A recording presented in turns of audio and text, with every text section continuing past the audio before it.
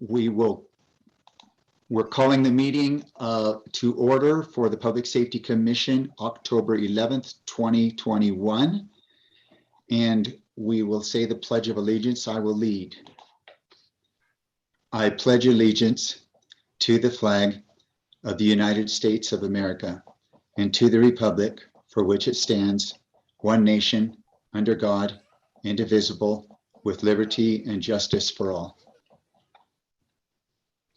Roll call. Commissioner Balbone. Present. Commissioner Holman. Present. Commissioner Oliver. Present. Commissioner Roman. Present. Commissioner Soon Cheong. Present. Vice Chair Roche. Present. Chair Berger. Here. Are there any adjournment requests? No adjournment requests. Approval of the agenda. Can we get a motion? I'll make a motion. I'll second.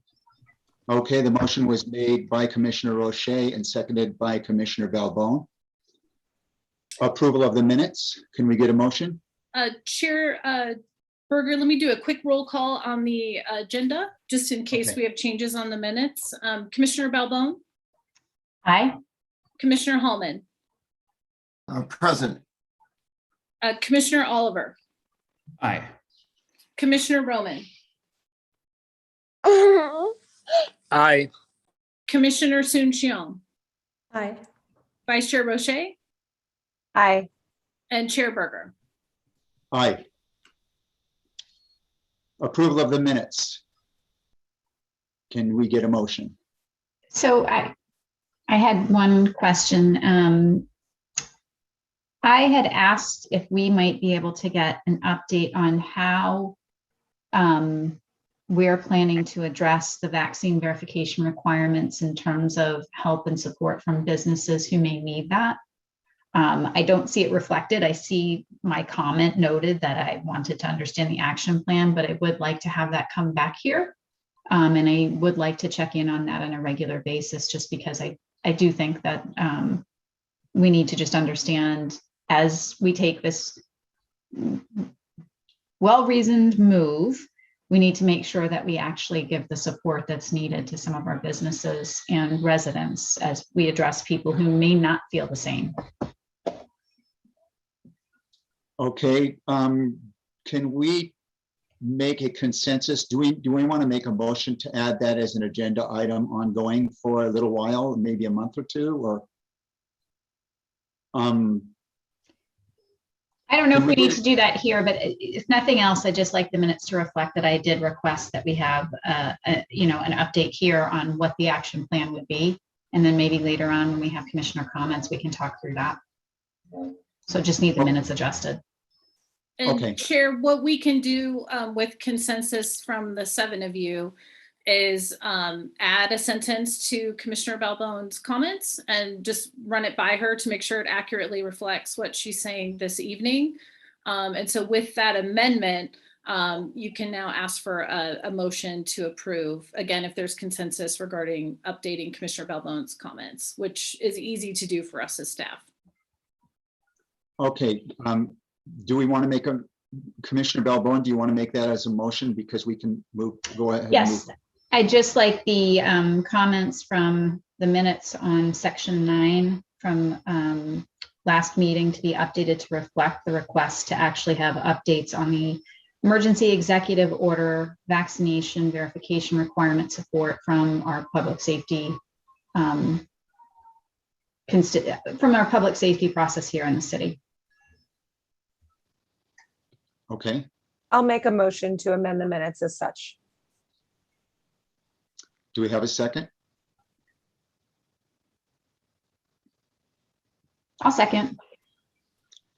Okay, the motion to amend the minutes for an ongoing item for the vaccination status was made by Vice Chair Roche and seconded by Commissioner Balbone.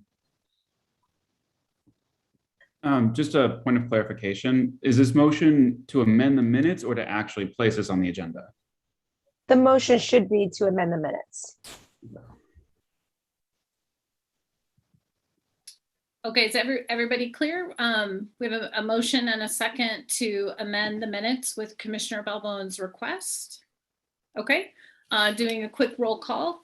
Commissioner Balbone, Aye. Commissioner Hallman, Aye. Commissioner Oliver, Aye. Commissioner Roman, Aye. Commissioner Soon-Shiong, Aye. Vice Chair Roche, Aye. Chair Berger. Aye. Thank you. Okay. Do we have any public comments? So Chair Berger, you have two speakers have signed up this evening, and then we can use the raise hand feature for anyone that may want to speak after the first two. So the first person is Patrick Blood from the Disabilities Advisory Board. Okay, go ahead, Catherine. You have 3 minutes. Patrick, sorry, Chair, Patrick Blood. Patrick. Oh, okay, sorry. Hi, good evening. This is Patrick Blood, the chair of the Disabilities Advisory Board for the beautiful city of West Hollywood. I'm coming to the commission this evening. We received a presentation from city staff on the dockless mobility program on September 22nd of this year. The Disabilities Advisory Board deliberated on the dockless mobility pilot program, and we agree that e-scooters and e-bicycles are dangerous for people with disabilities when they block the right of way. On numerous occasions, riders discard these vehicles on the sidewalk, and this creates a barrier to our mobility and a trip hazard for our community. We believe there's insufficient enforcement and ticketing of these vehicles, and we recommend an ongoing law enforcement presence on the sidewalks so people with disabilities can feel safe within our own community. Additionally, we recommend law enforcement find a way to ticket repeat offenders. We learned that the scooter companies do not release identities of these riders who consistently discard these vehicles on the sidewalk. We believe law enforcement should be working more collaboratively with companies to identify and ticket these repeat offenders. Thank you, and so much for your consideration on this issue. Okay, thank you, Patrick. We will be discussing our liaisons also this evening, and we would like to keep a liaison coupled with your Disability Advisory Board on this. We also are going to discuss our work plan this evening, and that may be one of the items that will be on there so that we can continue keeping up with this. Staff, do we have any more public comments? Yes, Chair. Our second speaker this evening is William Karpiak. You have 3 minutes. Very good. Very good. Good evening, Good evening, Chairman Torrey and Commissioners. My name is Bill Karpiak, and I'm a resident of West Hollywood. I wanted to Bill, take this opportunity. Bill, you're echoing. Can you turn off your speaker? You're getting feedback.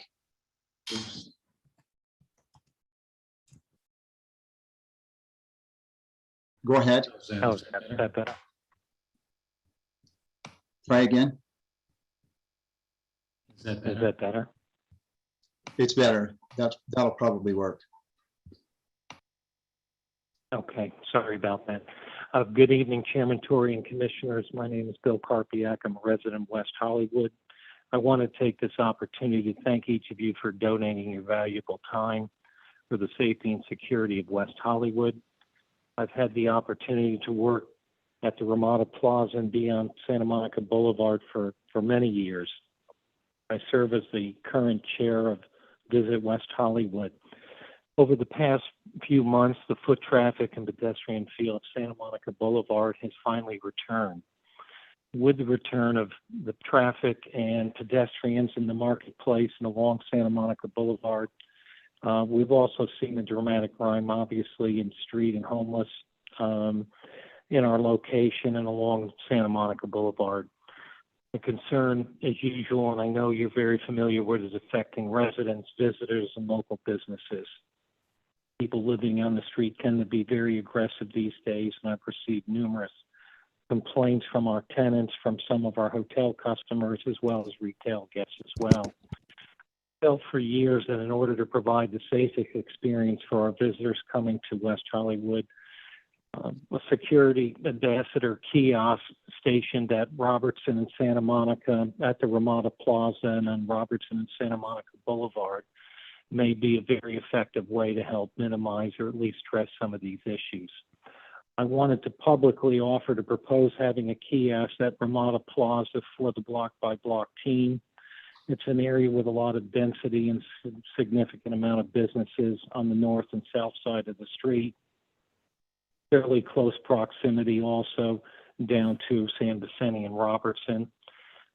For our guests, certainly our international guests, with now international markets scheduled to open in November, and which international customers represent 40% of the business coming into the hotels of West Hollywood and also represent about 50% of the revenue.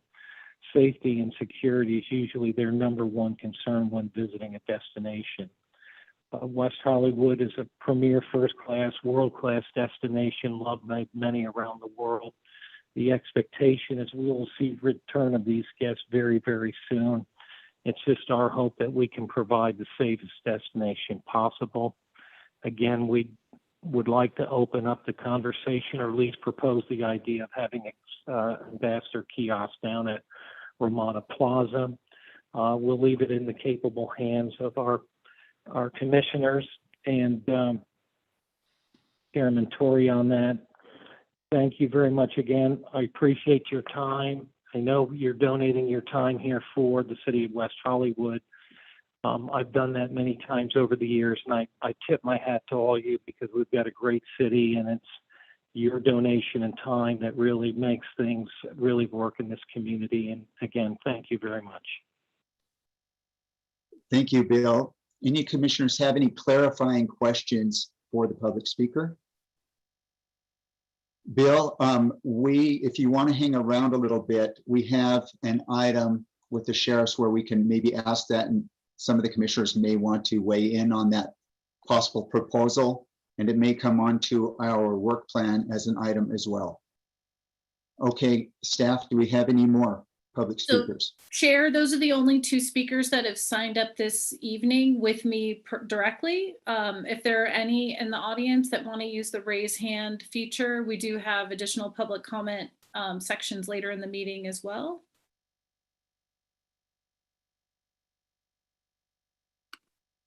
Okay, we have Kimberly Copeland. Good evening. I just wanted to introduce myself for those that I have not yet met as your liaison from the Rent Stabilization Commission, and let you know that you have my support, and that if I may be of any service at all, please don't hesitate to reach out to me. As a resident, I would like to thank all of you, the commissioners, our law enforcement, fire and rescue, our security ambassadors, for the very important service that you provide to our community. And this used to be one of my most frequently attended meetings, and I hope that it will be safe for all of us to attend meetings in person again. But meanwhile, I thank all of you for continuing to, especially during this challenging year or two that we've had, to provide the service to the community. So have a good evening. Thank you. Okay, thank you, Kimberly. Thank you. And Chair, we have Chelsea Byers. Chelsea Byers, go ahead. Hi, thank you so much. Good evening, Chair, Commissioners, staff. My name is Chelsea Byers. I'm a resident here in West Hollywood. I'm also a commissioner on the Human Services Commission. Just excited to introduce myself. Not here in that capacity, though. I'm here because I took a peek at the agenda, and I was really excited to see the discussion tonight on reimagining policing, promoting equity, Measure J, and alternatives to incarceration. The Measure J campaign was a campaign I was proud to support and work for as a volunteer. I was really just inspired by this vision of alternatives to policing. And in my capacity as Human Services Commissioner, I've been really excited to think about the ways that we can bring services and a proactive approach to people rather than an incarceral response. So just wanted to say I'm looking forward to the discussion tonight and just excited to be a part of this community with you all. Thanks so much. Take care. Thank you, Chelsea, for coming. Okay, do we have any more public comments? Okay, we're going to move on to unfinished business. 9A, review of the 21-22 Sheriff's Service Level Authorization with contract law representatives. And Chair, just a clarifying question. Are you postponing commissioner comments to later in the meeting? Oh, sorry. And that's okay. Like, No. it's good, right, to get to our guest speakers if we would like, because then they can exit the meeting. I do want to quickly introduce Margarita and Jessica from the Public Safety Department. They're sitting in tonight, just to say a quick hello so you know their faces. Someday when we're back in person, we look forward to that as well. We can all meet in person. But Chair, I defer back to you if you'd like to do commissioner comments. Yeah, I would like to go with commissioner comments. Do we have any commissioner comments? Nope. Okay, let's go ahead with the speakers from contract law, and thank you for coming. And Captain Escobedo or Lieutenant Aguilera, do you want to introduce your team to our commission before you get started? And Marguerite is also going to share your slides when you're ready. Thank you, Kristen. I appreciate you having us on today's agenda. My name is, for those that don't know me, my name is Sergio Escobedo. I'm the captain at the Sheriff's Department's Contract Law Enforcement Bureau. A little bit about the Bureau. We manage over 800 million in revenue offset programs. And I've been at the Bureau for about 2 years now, a little over 2 years. And I'm very excited to be here today. When I learned of this meeting, I asked my lieutenant, Brian Aguilera, who's on this meeting as well, that I wanted to come on and introduce myself and to hear what the commissioners have to say and what the public has to say regarding the Sheriff's Department and our services. I thank you very much for having us on this meeting today. And like I said, I have my lieutenant, Brian Aguilera. He is the liaison for our contract cities. He is currently the department's subject matter expert when it comes to contracting principles and teaching of contract law principles. He is our most experienced department member when it comes to contracting. And also on the meeting tonight is Sergeant Mina Cho. She is West Hollywood's contract manager. She manages a day-to-day contract when it comes to West Hollywood, or the city of West Hollywood. Brian? Thank you, sir. As Sergio mentioned, my name is Brian Aguilera. I'm assigned as a lieutenant to Contract Law Enforcement Bureau. I wanted to thank the chair, the commission, City of West Hollywood, and Ms. Cook for inviting us for this educational, hopefully, experience today.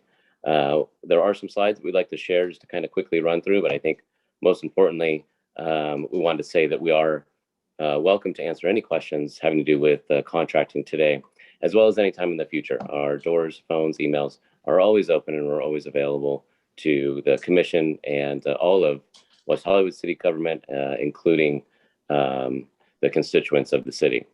I hope everyone can see. I can kind of see now that we have our first slide up. And the way that we provide our contract services to all 42 cities out of the 88 in Los Angeles County that choose to contract with us is through what we call a consolidated model.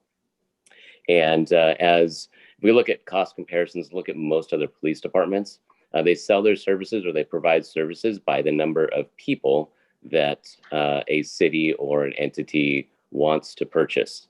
Our model is a little bit different. What we look at is we come to the city, and this happened obviously quite some time ago, and we do it with every client.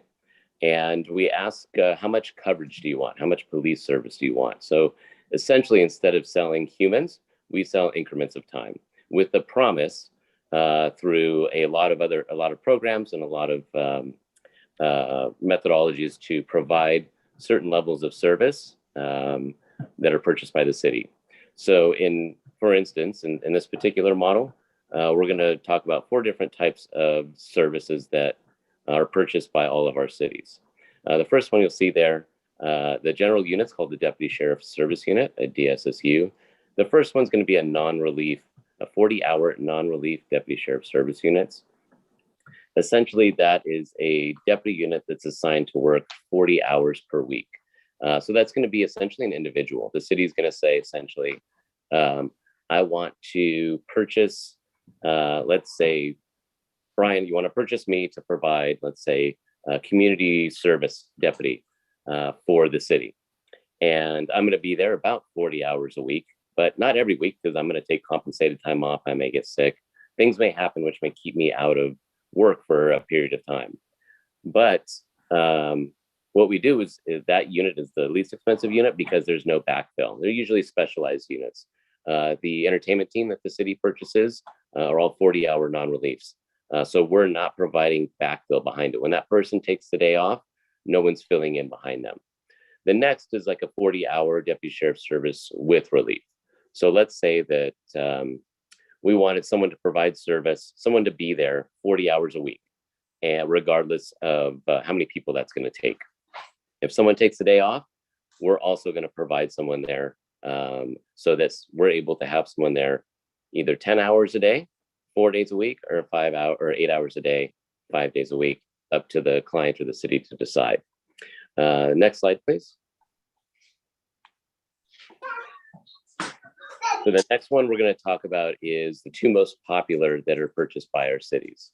The first is a 56-hour deputy sheriff service unit, and that kind of is what it sounds like. It's guaranteed service, 8 hours a day, 7 days a week. So cities will say that I want coverage 24/7. Well, the easiest way to do that is 3 8-hour shifts, 3 of these 56-hour cars, 7 days a week, 365 days each. And that unit is not just obviously one person, because not one person's going to work that many hours a week or a year. There's a relief factor involved, which means we essentially, and we'll get to that in a minute, but we look at the time records for all of our employees assigned to patrol, and we see how much compensated time off that they take every year. So that helps us adjust to know how many people to assign to a station to cover that 8 hours a day, 7 days a week. The next is a 70-hour deputy sheriff service unit. Gives the city a much more flexibility because there's going to be a little bit of overlap for all those shifts.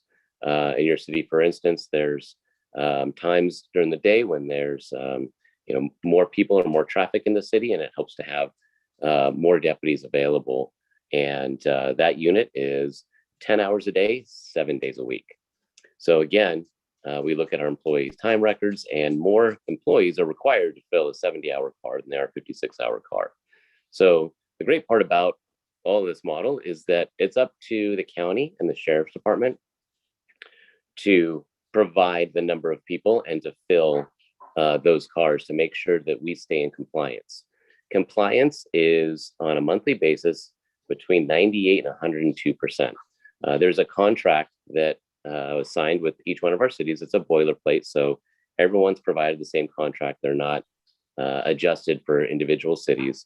And the contract does say that we have to provide between 98 and 102% of service to the city, regardless of the levels of service that they purchase. It's up to the department and up to the county to provide the number of people to provide that service, number one, and then to show the service that we provided on a monthly basis to the city. And if there is a deficiency, then it's essentially between the station captain and the city or city manager, public safety director, to work on how to mitigate those issues. And it's usually at the city's request when additional resources are required to do that. Next slide, please. So it's kind of a review of a little things we already talked about. The department does not contract for a specific number of personnel, but for levels of service, which is increments of time. For example, the department is contractually obligated to provide 8 hours a day, 365 days a year for the purchase of one 56-hour unit. The necessary number of personnel is calculated, as I said, through our relief factors to ensure that enough people are assigned to the station to provide the service that's contracted for by the city. Next slide, please. So this one tells us our relief factor. So we tell you how many hours a year for a non-relief for one person, one deputy. All the time records tell us that each employee spends about 1,789 hours a year. And we break it down to each city by number of minutes, because we don't sell hours, we sell minutes at a time to make sure that we're very specific in the level of service that we're providing. The next is that 40-hour unit, which is with relief. So that's going to require 1.166 personnel, but again, on economies of scale over many different cities and different stations, we're able to work that out so it's not too burdensome on us. But again, that comes out to 2086, the annual hours, and leap years mixed in there. So if you don't think that's not set on exact, but it's set on leap years included also. That 56-hour unit we talked about, again, 7 days a week times 8 hours a day with relief included. We need 1.632 people to fill each one of those cars. So we round up. If city purchased one of those cars, we supply 2 people, 2 deputies to provide that service. And the annual number of hours are 2920, and that's based on a 480-minute or 8-hour shift. West Hollywood does 70-hour units, which are 600-minute shifts, and that's 7 days a week by 10 hours a day with relief included. So for each one of those units purchased, we have to supply 2.04 deputy sheriffs with annual hours of 3650, and then the minutes are 219,000. And right below that, I know it's really small, but I'll read it to you. It says, based on the leave time taken, including holiday, sick leave, vacation, bereavement, military leave, compensated time, and regular days off. So what we've realized through looking at the time records, we do it on an annual basis to make sure that we always have the right number of people involved and assigned to the station. The average employee will take off approximately 37 days per year using those above described compensated time off. And essentially we expect our employee, the average employee, to be at work for 224 productive work days annually. And the good thing is about the city is they don't have to worry about not only staffing the employees and the individuals, that's up to the county and the department, don't have to deal with employee relations issues if it comes to issues with the employer and the employee. Furthermore, employee unions are not an issue that the city has to deal with when it comes to our contract. That's up to the county and the department to manage. Next slide, please. So this very simply shows, let's say for West Hollywood, our 10-hour days, 10-hour shifts, 7 days a week. One deputy generally will be there 5 days a week. As you see, deputy 1, deputy 2 is going to pick up those last 2 days. But there's 3 additional shifts there. And the city isn't charged for that extra time if we have extra people assigned to the city. They'll be working either in the incorporated area and split some of their time, or they'll be providing extra service to the city. Last slide, please. Actually, last one in this presentation. So this one shows our SHAD 575. So this is a service level authorization. This is signed as off at least once a year to at least confirm the service levels in each July for our fiscal year. And as often as the city wants to change levels of service. Another advantage or another about having contracting for service is that the city can change the levels of service that they're purchasing at almost any time without consequence. You don't have to have an employee that you have to find a job for or let go. The county and the sheriff's department takes on that responsibility in finding another place for that employee to work without any additional cost to the city. Furthermore, the city can add service at any time without having to hire, train, and prepare new employees for work. So you see this on the 575, and we have the completed one for this year, which is up next. But this exemplar, you can see on the top left, it tells the number of type of unit that was purchased, which is the deputy sheriff. And then the relief factor, we talked about non-relief, 40-hour, 56-hour, 70-hour. Then it moves along with the numbers. And essentially, it's a math problem from left to right. A non-relief, in this example, it shows that 7 were purchased. And it breaks down to the number of hours and minutes that were purchased, and then the number of personnel that we're providing to the station to fulfill that contractual obligation. In this case, for non-relief, it's 7 to 7 because there's no one coming in behind them. That 40-hour unit, 4 were purchased. We're going to have 4.6 people, so we're going to include 5 people in the contract. The next example, 56 hour. In this example, there's a little over 14 and a half. That's going to require us to provide over 23 people. So we round up and provide that 24th person. The next slide is going to be the actual 575 that's currently signed and in place with the City of West Hollywood. It was signed July 1st of this year. And it shows on the top again, the number of 70-hour units are 22.4. So that gives us all the coverage that the city wanted. It has priced out across the board there, including liability. And we're supplying 45.69 so 46 people are required for the department to provide to the station to meet that contractual obligation for those 70-hour units. And the special assignment deputy, those are going to be like the entertainment team and other teams that are managed at the station. They're all non-relief, like we talked about beforehand.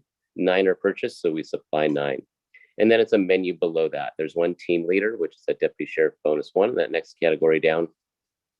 Then further down the page, you'll see supplemental positions, which the city purchases: a motor deputy, lieutenant, sergeant, operations assistant, law enforcement technician, station clerk 2, and then another law enforcement technician without a vehicle. So it's essentially an a la carte menu that the city purchases exactly what they want to meet their needs. And it's very fluid and can be changed at any time, which is another benefit. The last, I believe it's the second to last slide is the next one. And this slide is negotiated or is decided between the station captain and public safety director and or city manager. And it discusses, well, the city just purchased, if you look on the left there, you'll see 22.4 70-hour units in that top section on the left. Well, we have to describe how are those units going to be deployed in the field and what's the best use of those units. So we see an early morning shift under general law in that first full column there. It's going to show 8 of those units are deployed on early morning shift, so overnight shift. 7.4 are on day shift, and a total of 7 on PM shift. And then to the right are going to show the other units that are purchased by the city. See the special assignment deputy, the motor deputy, and that team leader, that non-relief bonus deputy. All the ones shown on this page, these are units that are required to create a log every day that they come into work. And those logs are then used to track compliance. When it comes to our ability to show the city, you purchased this level of service, and here's our proof that we completed that, where we matched that level of service that we promised. The last slide has to do with public safety equipment. There may be MDCs that are purchased by the city. Looks like there's one, and it's prorated in a 5-year period. But if the city was able to want to purchase another vehicle, it would be there. If the city purchased another Alper, which is an automatic license plate reader, that would be broken down in a 5-year purchase cycle that would come up on this slide here. And that concludes the 575, which is the contract for service that the city provides, or that the department provides, the city purchases. I really know that was a lot. I'm trying to get through this as quickly as possible. I wanted to make sure that I got that information out. But I'd love to answer any questions anybody has. We can go back to any of the slides, or if you want me to repeat something, or if you have questions other than what we went over right now, I'd be happy to answer. Lieutenant, before you field questions, I should have said this at the beginning. So we're kind of bringing you off budget cycle since we have so many new commissioners that weren't appointed during our normal time. So just for folks, I know it was a lot of information. The slides are in your packets. They're also posted online, and we can definitely, get into the details as well, and certainly take advantage of Lieutenant being here tonight to ask questions. I know Commissioner Roman in particular has talked about, deployment and things like that as well, which again, we'll get into later in the agenda during the work plan. But it's important for you all to know how the city contracts with the county for service. And this is the mechanism. The one major change that we made last July 1, so July 1, 2020, 3 positions were cut from the 575, 2 deputies and a sergeant. I will say we've been relatively stable over the years. We're actually a little bit less with the number of sworn personnel that we have today than 15, even 20 years ago. We're slightly less than we were. The city over the years has supplemented law enforcement with non-sworn contracts like block by block and social service providers and that type of thing. So I will say we've been relatively stable, but we did make 3 cuts last summer. And with that, Lieutenant, I'll let you field questions from our commissioners. I saw Chair Roche with her hand up. Yes, thank you, Chair. Really quickly, I know we're pressed for time today, so I'm going to keep this short and sweet. I just want to verify, and I apologize if you've already stated this. This example on page 7, is this actually from our contract, or is this an example that was created? Is this actually from our contract? This is your current contract. Yes. Okay. Okay, great. Fantastic. So liability, 11%. I'm guessing that's liability insurance, and we are billed for that, correct? Correct. Every city is billed the same percentage. Percentage. And Okay. yes, so it's a percentage on the total number of amount of service. So you'll be subtotaled on everything. That 11% will be added. And if you notice in that liability column, especially under the supplemental positions, not all positions are charge liability. So if you look at that second position and that third, the lieutenant and supplemental sergeant, there's no liability attached because the description of the job duties that they're doing are very unlikely to occur a liability incurring event during the work day-to-day work. So liability is not charged on them. And the liability is the percentage can change annually or it can stay the same. It's based on the liability trust fund, which is made up of all of our contract cities that manage the fund. So there are representatives from every city that have the ability to learn and manage the fund. Interesting. Who is our representative? I'll have to check their minutes. We have our meeting coming up. I think it's next week, and I'll have to check to see who is a representative from West Hollywood. I know Councilwoman Lindsay Horvath was on the board for a while. That's right. She may still be on the board. Thank you. It's still there. That'll be all. Commissioner Sun Cheong. Hi, thank you so much. I was wondering, what is the mechanism for managing time records and how is this audited? Also, how are overtime charges audited and recorded? Sure, thank you for the question. All of the time records that go to prove compliance are automated through the computer. So for instance, a deputy, let's say, logs on at midnight tonight to provide service till 10 a.m. tomorrow. When they log on their computer in the station parking lot, they're going to put in their call sign, they're going to put in their personal information, and they're going to put in the length of the shift that they're working. And it's going to put them in service, which means they're going to be dispatchable, which means that the people working at the station at the desk are able to give them calls for service to go handle. So once they complete their shift, they have to log off. And that's going to be a 10-hour window. And that 10 hours essentially is taken, that 600 minutes is taken and applied to the amount of service purchased by the city. So in a day, there's a certain level of minutes that the city purchases that, and we look at it on a daily basis, we look at our compliance. But every time they log off, those minutes are then applied to the contract requirements, and the amount of minutes are subtracted essentially. And the end of each month, we have to be at least at 98% and up to 102% of what we promised to provide, what the city purchased. And so every day we have thresholds we want to meet to make sure we're on par to hit that threshold at the end of the month. And overtime, the city isn't charged overtime as we spend it. So let's say I'm working that shift from midnight tonight to 10 a.m. tomorrow. And let's say that I'm working as I get a traffic accident in the city and I get up to do a traffic report and it's 9:30 in the morning and I don't get to leave till, let's say, noon. So I've got 2 hours of overtime. That overtime is paid for by the county and the department to me, and it's not charged back to the city. Granted, there are types of overtime like shift holdover, which this would be, or late arrest or late call for service, that are applied to the cost model that creates the rates that the city purchases.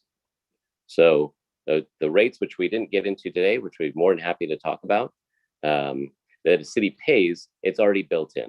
So you're never going to get an extra bill for me having to stay late because I got stuck or my shift was held over or something happened where a bunch of us had to hold over.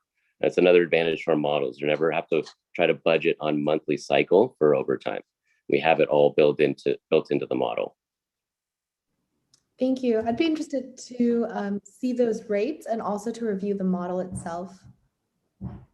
Sure, we'd be more than happy to do that. We can do that today, or we can come back at another time. It's whatever you guys would like.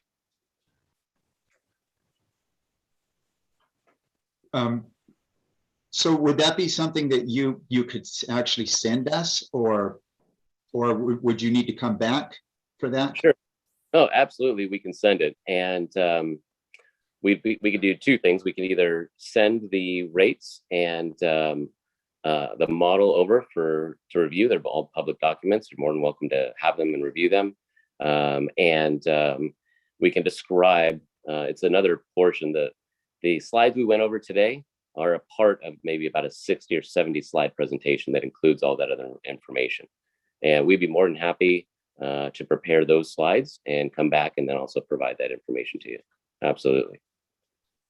Okay, and Commissioner Soon-Shiong, they also have a YouTube video about this. Brian, is that pretty much covering what you're talking about on that YouTube video that for the contract? I think it was for the contract cities. Our liaison sent that to us. So it should give you a good foundation of how our models work, but sometimes it garners questions and we'd love to come back and be able to answer those. Like I said, we're available at any time for all of you to come back and discuss this. Okay, thank you. And if we have any other questions, when would we should we contact Sergeant Cho, because she's the one in charge of our city, basically? So essentially, Sergeant Cho manages the contracting side with the station. So the first point of contact is usually at the station. You're more than happy to call me or Sergeant Cho at any time. But we usually get, because the city usually contacts the station and says, we'd like to do X, Y, and Z, whether it's the captain, Lieutenant Mulder, whoever the contact is. And then the station will contact us and say, we need changes to our contract. Can you go in and make those changes and prepare all the documents to be sent to, we'll send back to the city then, or excuse me, to the station will take back to the city. But we're more for this purpose for you guys to help describe how we provide our service, how our model works, the rate structure, and just as a brief introduction to the rates, we're not allowed to, essentially, to forecast what we think things are going to cost us in the future. Our model is generally a cost recovery model, which is, this is for this fiscal year right now, which is 21-22, we're recovering costs that we spent in fiscal year 19-20, because we have that hard data. And we take all of our data for our entire department in the county that's applicable. We give it to the auditor controller, because it's not our job. We're not the auditors. We're not able to, the accountants. It's our job to gather that information, give it to the Department of Auditor Controller County. They develop our rates and then tell us what our rates are to pass on to the city. Okay. Chair, before you continue, for questions that we may follow up later, they should come through me as your liaison. For example, Commissioner Balbone might have a great question that all of you may want to know the answer to. So I can always forward questions to contract law on anyone's behalf, and then I'll return the answer back to the entire commission, if that makes sense. So any contractor kind of questions, you can funnel through me, and then we can definitely schedule them to come back at another meeting that works for all of you. Yes, and also, whenever we get those back, I'd like it to be, if we could, made available to the public as well. Maybe it can be as an attachment or something. If we get in other words, I don't want just our commissioners to get the answers. I want the public to understand it as well. Commissioner Soon-Shiong, are you satisfied with that, or do you have more questions on that? That's good. Thank you. Okay, can we earmark that so it doesn't fall through the cracks? Maybe Commissioner Soon-Shiong, you can bring that up in our work plan. I don't want that just to fall through. If you are really interested in bringing that back and the rest of the commission agrees. Sure. Okay, Commissioner, Vice Chair Roche, I'm going to forego my time due to our limited time today in our agenda. Commissioner Balbon. So I have a couple of questions, and I'll just give them all out. Dispatch and how that's covered under this contract, either when we have an actual dispatcher or a deputy who's doing the dispatch duty and how that's covered in the contract.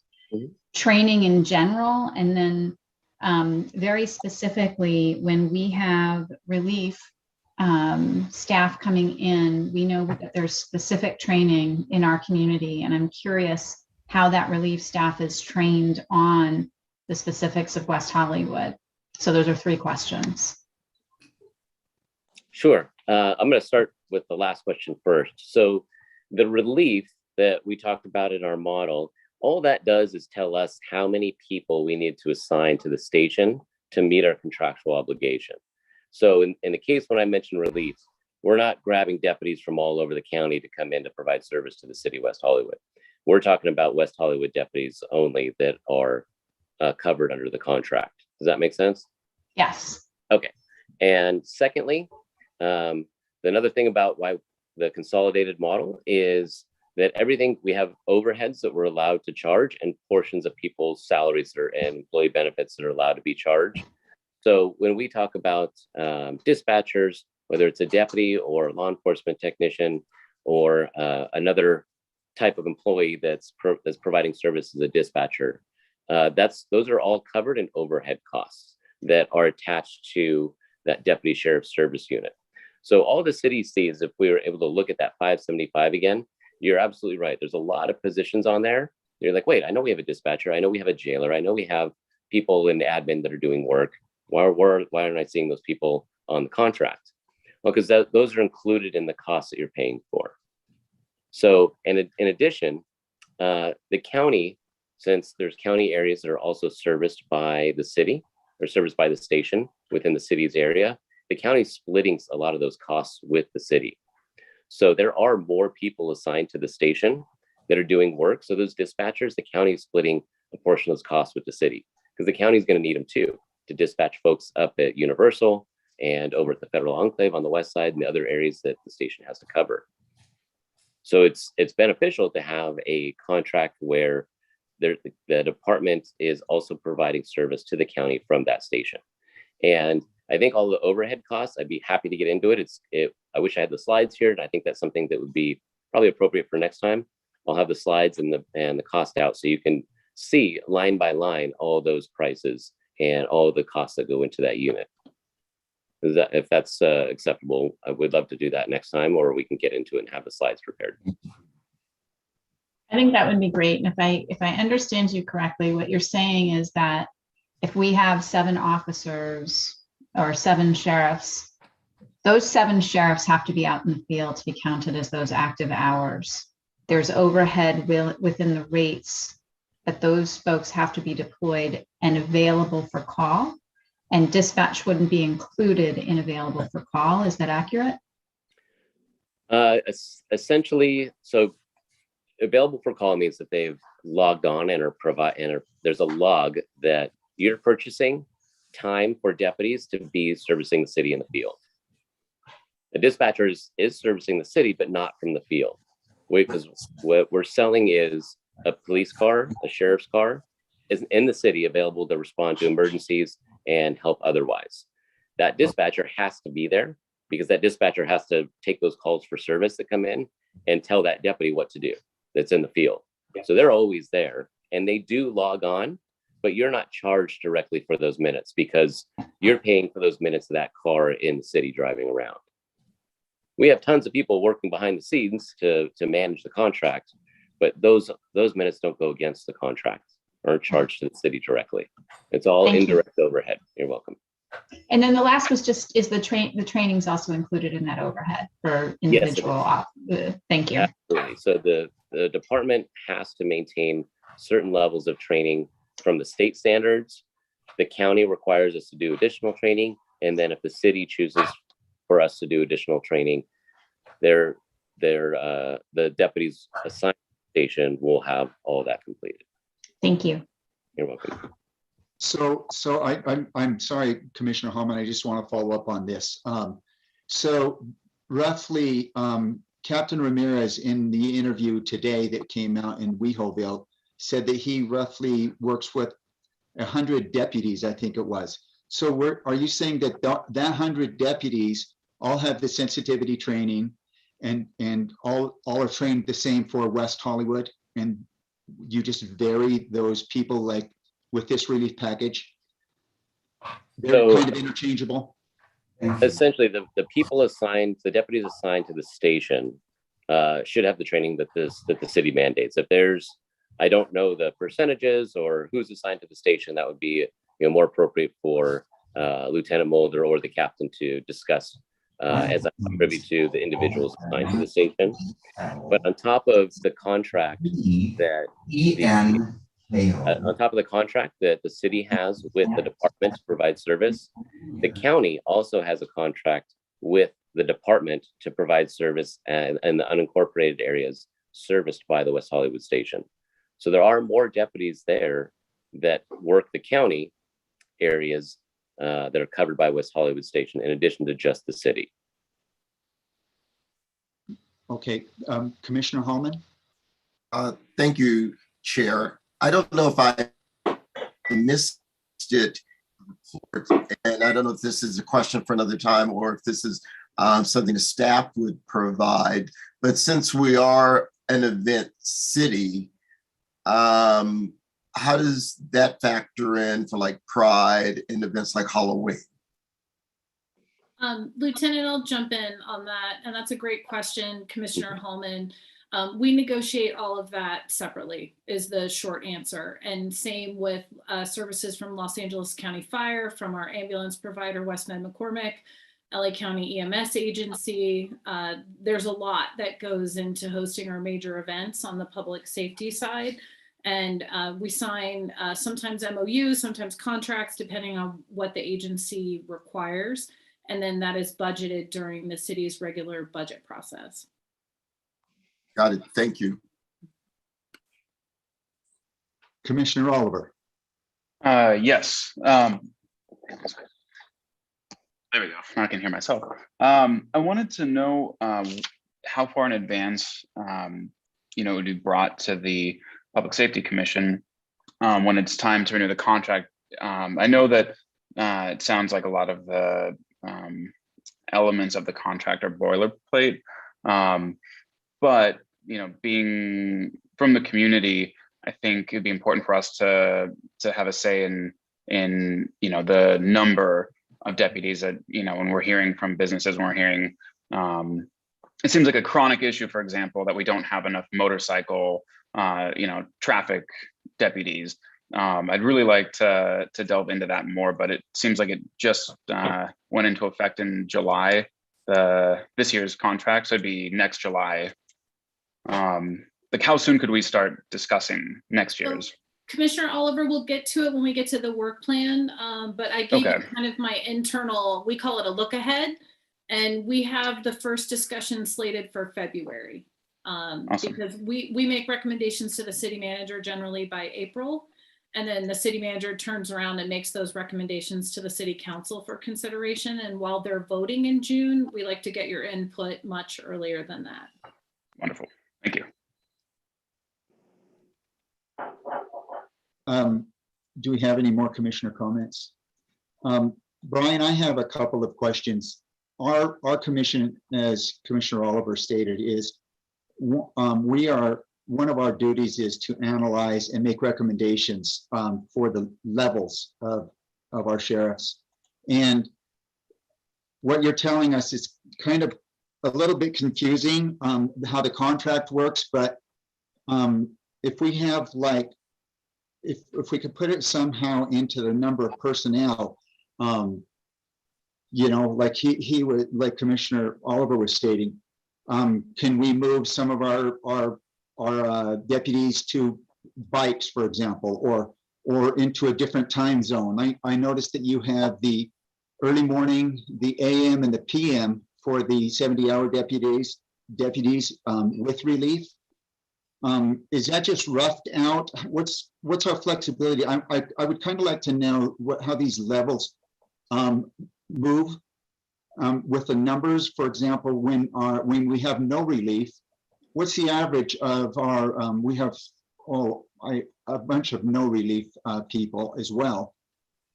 How does that vary? For example, roughly 30 hours a year or something, where they are completely unavailable and there's no replacement for them when they are off for vacation, holidays, or things like that. So I think basically what we're asking, because for us to get a handle on, we just kind of need to know how we can move these pieces around, and something that's a little bit more tangible. Sure, great question. And I get it. It takes a long time for newly assigned people to our bureau. It takes about 18 months for them to really get this. So an hour is definitely a lot to cram in, and I totally understand. So when we go to the deployment of personnel, and we saw the 8 people on early morning shift, the 7.4 essentially on days, and the 7 on PM shift. That's each day, as it works out for the year, we're required to provide that number of people each day. And if we fall behind by making 7, let's say on one early morning shift because someone called in sick and we didn't have someone available to plug in there that particular day, then we're going to fall below that compliance percentage that we're contractually obligated to stay within, that 98 and 102%. So that the slide, I think this is number 8, that really tells us each day what our deployment should be. How many cars do we need deputies in that are providing service during what time of day? The non-relief are the special assignment deputies. I think that has to do with the special team that the city has, and that the supervisors generally do a real good job in managing their schedules and their time off, especially compensated time off like vacation, to make sure that not all 9 people are off, maybe 1 or 2 are off at a time. And they cap that so that their ability to provide service isn't hindered by that normal time off. However, let's say the city could choose to make those 40-hour with relief. It's a little more expensive because you're buying more time, and we're guaranteeing that people are going to be there 40 hours a week, every week. And we'll have to assign more people to make sure that we're able to do that. But again, that's our issue. So usually the special assignment deputies are in the field providing service on a daily basis, but they're not the bread and butter, are the ones responding in cars that are out there responding 911 calls for service, traffic accidents, doing the day-to-day work in law enforcement work in the city, are those 70-hour units. And the next time, I think we can get more into the pricing on how all this works, and we'll break it down, in pretty good detail for you, so you know exactly what you're purchasing and what you're getting for that. And then we'll break down the time and really how these units are used in the field to provide service to the city. But I think just knowing that we base our schedules. So the schedule the city has, every sheriff station, unincorporated and city contract, uses the same scheduling system. Those numbers, the 8, 7.4, and 7 on that deployment of personnel page, those go into the scheduling system in that exact form. And they come up on the scheduling system as being cars, or essentially positions that need to be filled on every shift. So if it's not filled in that shift, the scheduling system shows it as being red and tells the scheduling person or the watch commander or watch sergeant, whoever's managing, about to set forth the schedule for the following shift, that they're short. What it also tells them is it tells them their compliance level for the month, and it's prorated to the day. So right now it's great. We're a third of the way through the month. It's the 11th. And if I'm doing a schedule for next shift that's going to start, let's say at 10 p.m., I'm going to look and it's going to show me that I need to have 8 cars filled. And let's say I only have 7. And I need to decide, do I need to draft someone from my current shift to force to fill that 8th car? Well, if my compliance is at 98%, you betcha I want to fill that car because I don't want to fall below compliance. My compliance is 103, 101, 102%. It may not be necessary because we're already above the curve. We've already provided more service than the city has purchased this month. So if today's an average day, I may not need to fill that 8th car tonight. 7 may be sufficient. So there's flexibility in the scheduling and management of the contract that surprisingly the city knows and the station personnel know very well. We put on classes regularly for all of our newly assigned people to the stations that manage this portion. So we teach them, we go through that 70, 80, we spend 4 or 5 hours going through all this stuff with them to make sure that they're capable of taking what you purchase as a city and turning it into deputies in the field that are providing service and staying within our contractual boundaries with the city.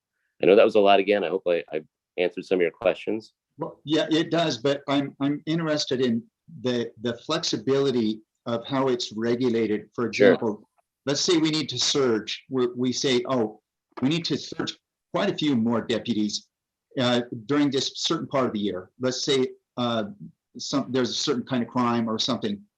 How do we need a certain amount of lead time? Say, okay, we want 10 more additional deputies out, double it or even.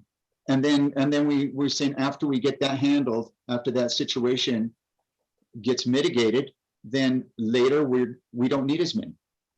Okay. I'm just wondering if we have that kind of flexibility, and I think our commissioners want to know some physical numbers for when we can make recommendations with. Chair, I will, Lieutenant, excuse me, I will jump in and say we do budget a line item for the captain's flexibility to do exactly that, Chair Berger.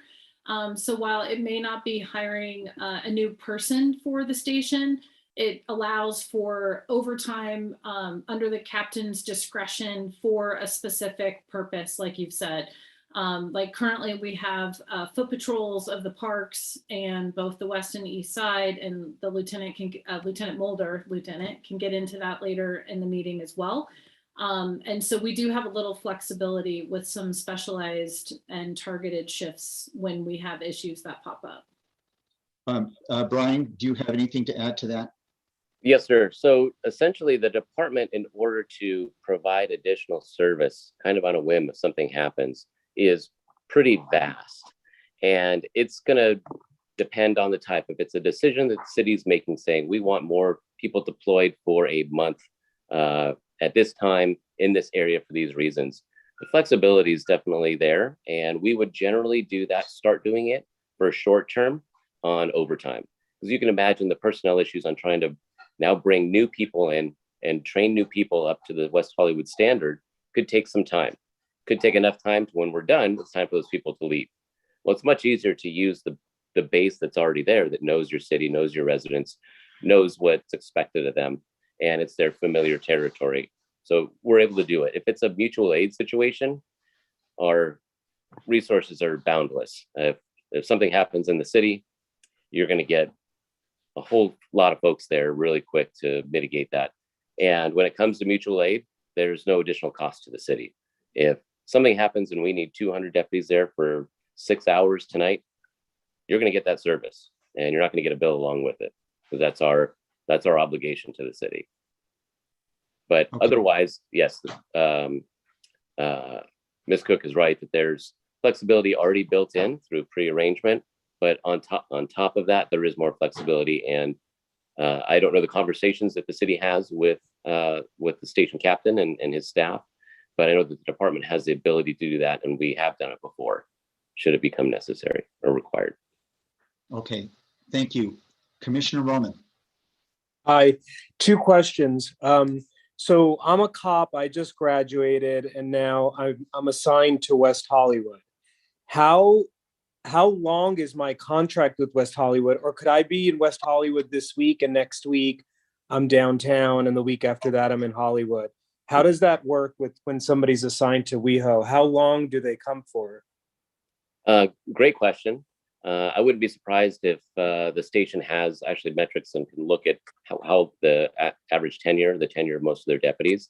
But the department requires everybody to do a minimum of 1 year per new assignment. But on top of that, the sheriff has said that every deputy that's assigned to a patrol station, a newly assigned, has to work in the field for, I believe it's a minimum of, it's either 3 or 4 years. They may be able to change within that time period, but we make people stay a minimum of a year. And as a trainee, let's say I'm, like you said, a newly assigned deputy, and I get to West Hollywood Station, I have 6 months of training that I've got to do there, essentially before the clock starts. So for new people assigned, it's usually about 1.5 years.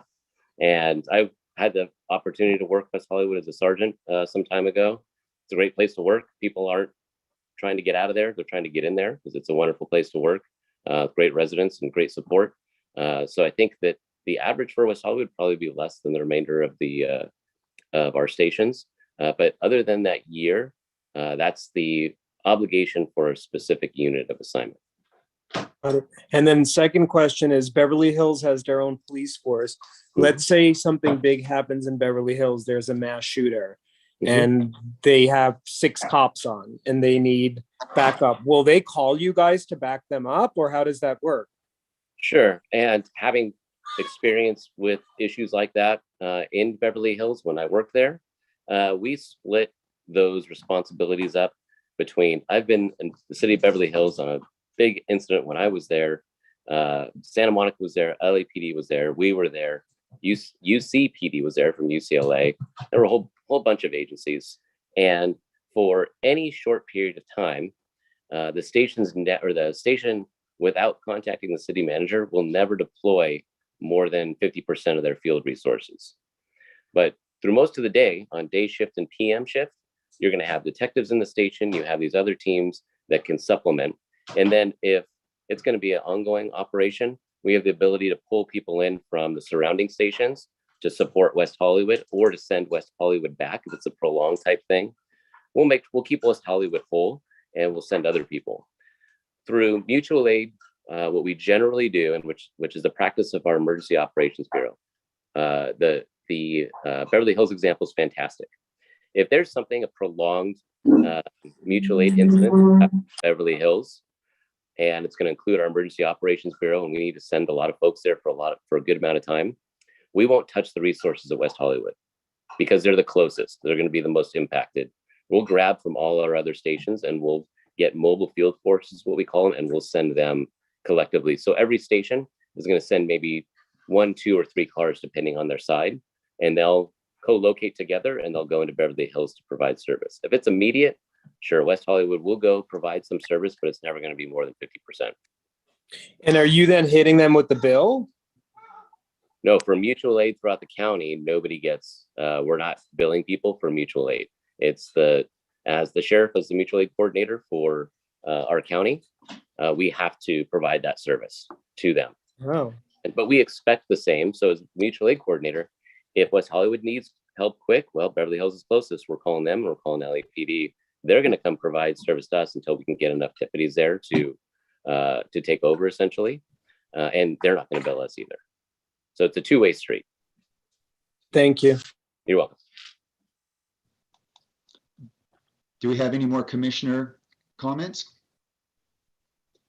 Okay, thank you, Brian, for coming, and Sergeant Cho. We really appreciate it. This was really helpful, and thank you, staff, for inviting them to come. This is very important. It's going to probably take us a little while to let this all sink in. Let's move on to the fire department reports.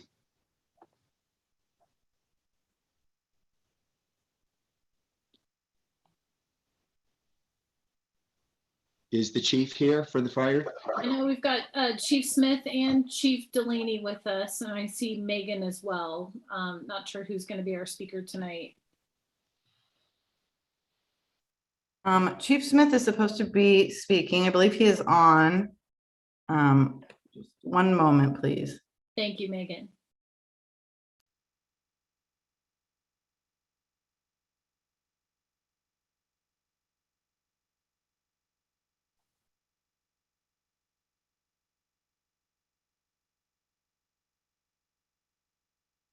Chief Smith?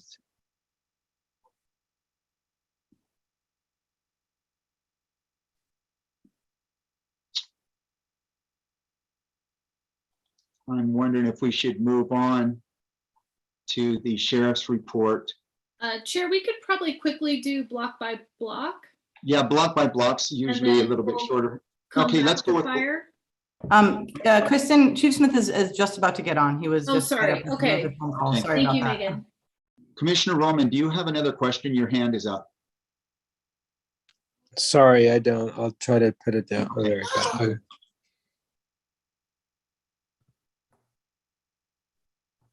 Okay, Chief. Thank you. I was had to entertain another call. We have a fire, not our fire, but Santa Barbara has a pretty significant fire. So we're just formulating a plan if we need to send resources up there and such. So I apologize for the delay.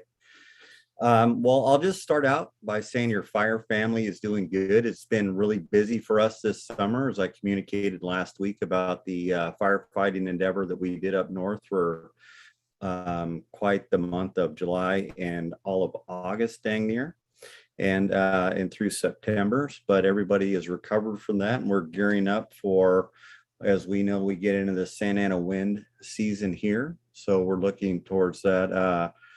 The vulnerabilities that we have here to promote that large fire growth for wildland fires within Los Angeles County and our touching counties, if you will, for the assistance that is needed by other agencies.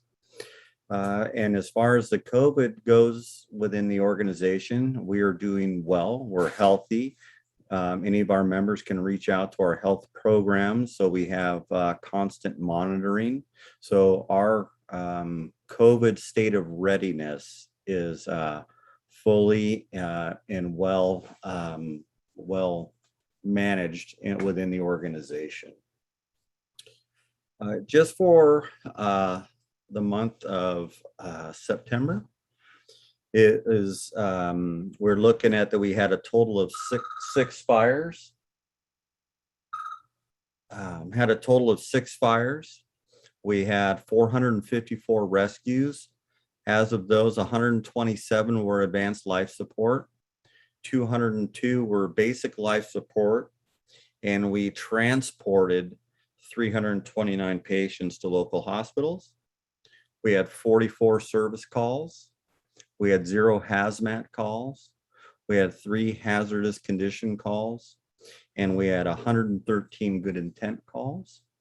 The fires were relatively small, ranging from vehicle fires. We had, as you may have heard, 1 small fire in a beauty shop. Nothing was malicious in nature about any of the fires that we had, accidental in nature or undetermined. And so for the emergency responses that we did have, it was quite normal for West Hollywood.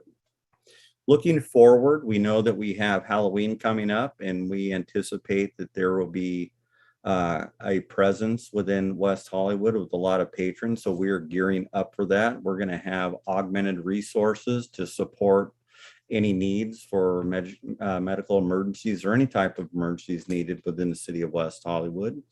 And we'll have also, it'll be tiered in 3 different components of that, which was augmented staffing within the West Hollywood stations, also with an augmented move up companies, and then also augmented with medical task force if needed, or to call additional resources within the organization, which is routine. Those 3 tiers that we do is routine on day-to-day operations, but we set a plan in place in preparatory for big events, and we anticipate that we may have a lot of folks within the city of West Hollywood.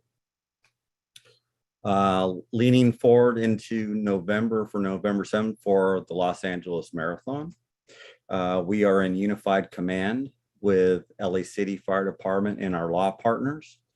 With that, West Hollywood, your West Hollywood will be West Hollywood branch. We will have leadership at the branch director level. We also have 3 geographic divisions set up with leadership in place, with an augmented workforce, and bringing in an additional 5 engine companies and a leader, which is a strike team, to support the service potentially for the marathon, but also we're going to separate what resources we have for the marathon compared to the daily or routine 911 service calls that we have. So my intent and leaders' intent is I do not want 911 calls going out for the marathon where we have a supplemental workforce within the incident organization, which is in a different communications plan to handle marathon type related emergencies, so we can maintain the customer service delivery within the stations within West Hollywood. But we will enhance our staffing levels at the station level. And once again, we'll also have 5 additional engines. We'll have additional ambulance companies moved up. We'll have bike teams, and also our mobile response units, which are those ATVs in place within West Hollywood for the marathon. So the communications with our law and fire partners have been very consistent, very productive, and we're looking forward to this year's LA Marathon, that event. And with that, that's all I have. I will turn it to Megan Courier for any of the any follow-up we may have. No, I do not have anything additional tonight. Thank you, though. Okay, commissioners, do you have any questions, comments? Okay, Chief Smith, just and also the sheriff and the block by block. If you, in the future, when you give your report, if you can also report to us on things that you have worked on to improve, or things that you plan to work on to improve, and what you might need. That just gives us some systematic things that will help us see that our progress is always continuous improvement. Okay, sheriff's report. Actually, Chair, I apologize for the interruption. You have block by block next on your agenda? Sorry, block by block, and Shay, you don't need to read. We all have in front of us. You don't need to read the stats in front of us. If you don't have anything that you've worked on or that you are going to work on, then we can just go straight to questions from the commissioners.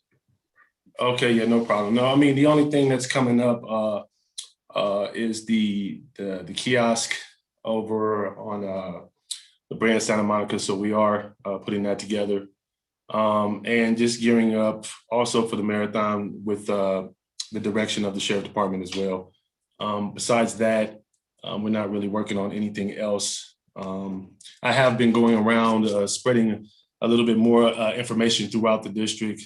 So we are starting to receive a bit more calls and things from the Center City and the West Side. So, but besides that, I don't have anything else to add.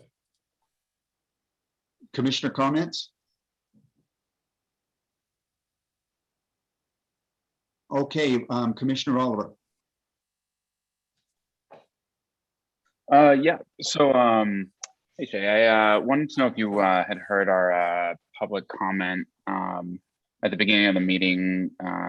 Bill over at Ramada had asked about a kiosk, the possibility, and kind of jumping ahead a little bit, looking at the numbers in the sheriff's report, it does confirm that, you know, things are a little worse right now on the west side of town, just by the number of incidents. What's the feasibility of that kiosk, and you know, how can we make that happen? Because it does sound like a great offer from a private business. That would definitely go through Christian for that particular response, but you know, anything's possible as long as we can afford to do it, right? So that would be my answer to that. If we can get that going, I can definitely do my best on staffing the situation. And of course, he seemed like he offered an opportunity to hold the kiosk at his location, so that would be a great advantage to us as well. So, Commissioner, I would add, thank you, Shay, that Increasing or decreasing service is generally done during budget discussions, which, as I've noted earlier, will kind of start in February, something that's happening kind of mid-budget cycle, like the East Side kiosk discussion.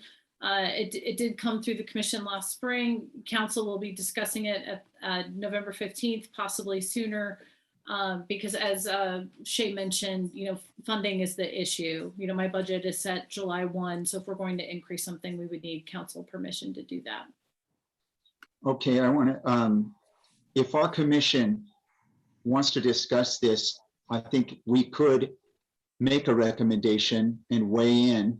If you want to weigh in, commissioners, on this before the November 15th, that we like it or we don't like it. Do you want to discuss that? Because I believe that could fall underneath this item right here, and we could make a motion to recommend that to council now. And Chair, I do have it flagged later in your agenda as well. If folks want a minute to think about it, now is fine as well. Anytime you want to make recommendations for me to forward, I'm happy to do that. But that is also on your agenda just a little bit farther down. Would we need to agendize the discussion of recommending the kiosk for the next meeting, or can we discuss that tonight based on the current agenda? So if I'm just forwarding your recommendations, if there's consensus among the group for whatever that recommendation is, what I generally do is put that in an email format and send it to all of the council members so they're aware of your thoughts at this point. For a formal vote specifically on a West Side block by block kiosk, I would recommend that is put on the agenda. But I believe the agenda there's a little bit of wiggle room here tonight, just kind of for the general sentiment of the commission once we get to that point on the agenda. I would love to discuss it tonight too, not in a formal vote, but it would be great to give. Otherwise, it would be a week before the next meeting that we could take a formal vote, and that might be. I think we don't want to go that close to the deadline. It would be nice to start the discussion now, I think. I agree. Since we're on the topic, let's discuss it now. Commissioner Balbone. I support that. I think that, Shay, I'd love your opinion of, geographically, it sounds like you've got an East Side contingent. You guys are generally housed out of the spot across from Plummer Park, right? And then you would have the Ramada, which is kind of a nice spot between the West Side and Central. It kind of has a foot in both worlds, although it is technically on the West Side. Would that give you good coverage? I mean, I think we're talking about staffing levels, but also geographic coverage where your team would have a hub potentially. Yes, I believe so, because as of now, it's mainly my Melrose team who checks up, my West End team who checks up in that area anyway. So that would be advantageous for us. Yes. Vice Chair Roche. Okay, so since we're having this conversation now, I don't want to forget that Commissioner Hallman has brought to our attention in the past that there's been a need for a kiosk on the East Side as well. So if we're going to make a motion for a West Side kiosk, I definitely want to make sure we include an East Side kiosk if that's the conversation we're having right now. That's all. Thank you. Very good. Thank you, Vice Chair Roche. Commissioner Oliver. Yes. So absolutely, I would be supportive. Honestly, like I would love to see a few kiosks around the city, and perhaps even changing locations as the need and even just to show a presence around the whole city.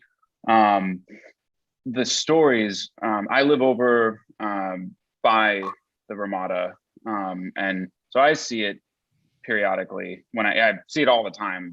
I see the people yelling on the street. I've seen people being accosted. I know a lot of the business operators in the area, and they've all got stories of their employees facing harassment, especially now that they're rightfully trying to, it's both, random incidents and then incidents related to trying to enforce the vaccine requirement at businesses. And so having that backup is really, I mean, it actually, I witnessed this. There was a block by block, I don't know what the proper word, officer, or not officer, but ambassador. Ambassador, thank you. I was blanking on. There was an ambassador there while there was a gentleman who was irate. He was screaming. He was, it was not clear how that was going to turn out. And he helped diffuse the situation. And it was when I was sitting down to chat with Bill, who spoke earlier. And it was a perfect example of the need on this side of the city that exists on all, both sides of the city, but definitely seeing a void here. And we have a business owner and operator on the commission who can definitely speak to the incidents he's had at his store. So anyway, I support it fully. And that doesn't mean though that I don't support one on the east side or on Sunset or, other parts of the city. So do you support the east side as well, Commissioner Oliver? Absolutely. I think before the numbers were definitely it showed more of a need on the east side versus the west side. And now we're seeing higher demand, higher need on this side. But I think that that's thanks to the presence, in large part, thanks to the presence on the east side of block by block. So I definitely, I see the benefit, and I wouldn't want to take resources from the east side. Commissioner Hallman? Thank you. And Vice Chair Rocher, thank you for mentioning that the east side kiosk has been in the works for quite some time. This is something, and I wear dual hats, neighborhood watch captain, as well as public safety commissioner. And we have had an extreme need for this kiosk here. And I understand that we do need one in that area as well, but I want the commission to be sensitive of our urgent needs that were brought to council's attention first. And we may see an uptick now on that side of town. The next month, it may reverse and go back to the east side. So I don't want to usurp what could be in the works because it is needed. And the east side, we are the gateway into the city. And we have a lot of issues that happen over here. And because I'm on the streets on a daily basis, I see them. I recognize them. And before I was a public safety commissioner, I requested this. So I just want us to be very sensitive to the east side needs and not put that on the back burner. Okay, Commissioner Hallman, so you are saying that you support both, but you prioritize the east side first. Is that correct? 100%, yes. Commissioner Balbone? Yeah. So, I think the interesting thing is that we have an opportunity to request both. And we have a long-standing need from our neighborhood watch and our residents on the east side, as well as some of our businesses. And now we're seeing that also happening on the west slash central side. And I think the unique thing about the two requests is one is more oriented around a request that generated from our community members. The proposal from the Ramada represents some of our other constituents would be tourists. And I think we have an obligation to both. We have high tourism and visitors all over the city, but we do have some localized on the west side based on where some of the hotels are up on the strip and what we see down on Sunset. So I think we could put together a compelling request for the city council based on both needs. And I don't feel the need. I mean, personally, I would always want to defer to our residents, but I also think that with the request and the proposal coming from one of our businesses, particularly a hotel, I think we should honor both with very specific guidance that both are important and that there is a precedent of having this request for the east side, that if we have to stagger implementation, that would be the way to go. But I think we should propose both. Thank you, Commissioner Balboa. Is Commissioner Oliver? Yeah, I did. I mean, I definitely wanted to add, I don't think this should be a decision, an either or decision. And it should not.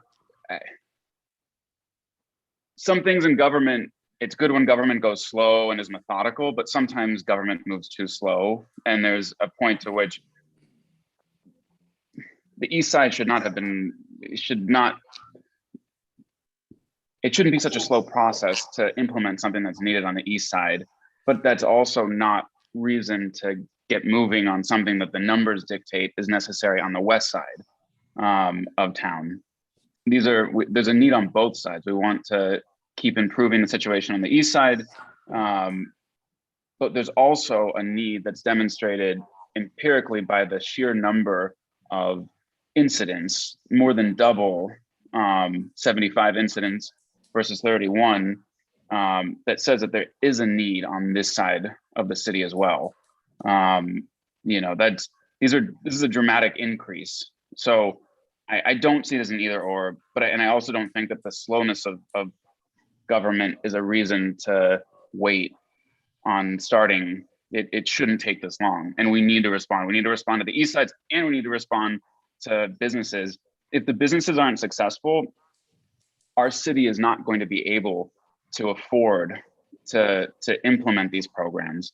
So we have to support. I mean, when the Ramada is saying we're hurting because we're having these run-ins, our guests, our employees, our former commissioner, former chair Laughlin can give you plenty of stories of her customers, her employees being assaulted. She herself was assaulted over a slice of pizza as she walked on her lunch break back to work over her slice of pizza. There's an issue here, and I'm not willing to forgo movement on this personally because of an inefficiency before. We need to do both, and now. Thank you. Commissioner Roman. Hi. So, I mean, I think where these pop-up stands, I mean, I don't really know what they're talking about. Like, is it literally a kiosk and somebody's just sitting in the kiosk? So when the vagrant starts going crazy, what do? We run to the kiosk and say, hey, block by block, go get them. And then what is that person going to do? Because the bigger problem here is you can't do anything to them. So it doesn't matter if block by block is there. It doesn't matter if the president is there. It doesn't matter if there's 7 cops there. No one's going to do anything to anybody. It does. So I don't, there's like a much deeper issue here than where we're going to put block by block. Are we going to put them at the Ramada? Are we going to put them at both places? I mean, if you're looking at that, I think data will tell us where these kiosks should go, but the kiosks aren't going to do anything. We had a guy come in yesterday who literally grabbed a bike and started running out the door with it. And I knocked him to the ground. I took video. I called the cops and they said, did he steal the bike? And I said, no, because I stopped him. Well, we can't do anything to him. So, you know, these kiosks aren't going to do anything because you can't do anything to these people. So it's my, you know, I love Bill. I work across the street from him. I host his guests that are staying in his hotel all the time. And I get it, but it doesn't matter. We're not doing anything to these people. And I love the idea of putting people at Gateway because they're entering the city through there. They're coming up La Cienega. They're coming from that side of town and entering. And then by the time they get to Starbucks and Ramada, they've already, you know, bothered 20 people on their way. So it'd be great to have them over there, but block by block isn't going to do anything. I love block by block. They come by my store every day and check on me. not when a crime is happening, but they're there. I mean, we were burglarized on Monday morning. Somebody broke through the front and stole $10,000 worth of bikes. No one gives a shit. The cops come, they fill out a report, and everybody goes back to work. I send crazy emails to council and no one even responds, and we just keep going.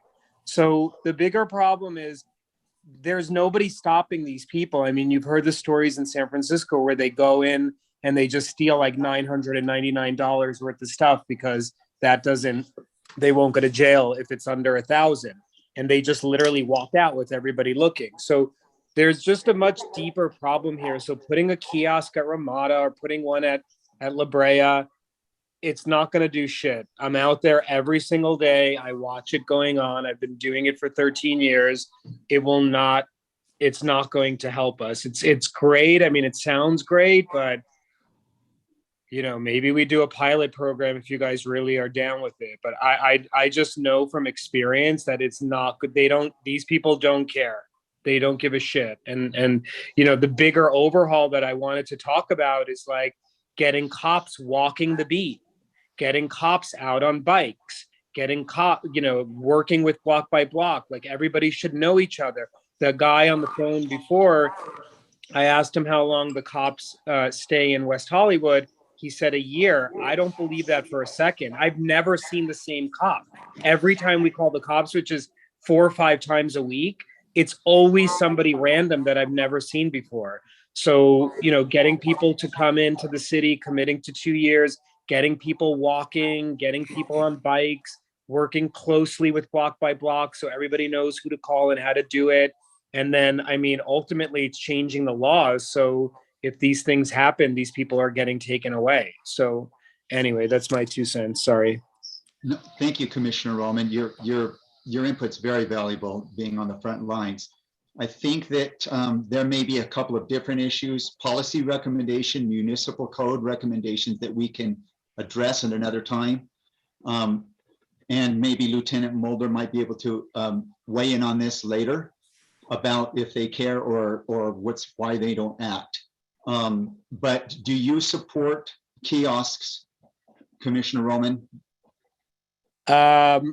A pilot program, I guess, but again, yeah, I'll support anything, like anything where we can change things and try other things. But I just know from personal experience, it's really these people don't care. Trust me, they do not care.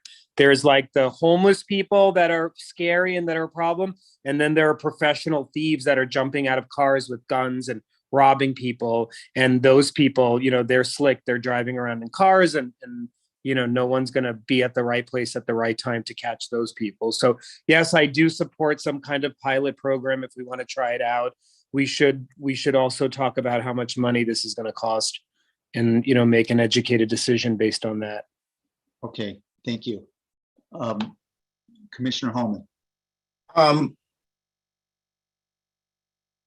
The East Side request for a kiosk came out of the success of the kiosk at Plummer Park.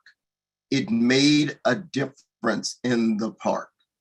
And I am very sensitive to tourism. We need tourism dollars to support revenue in the city.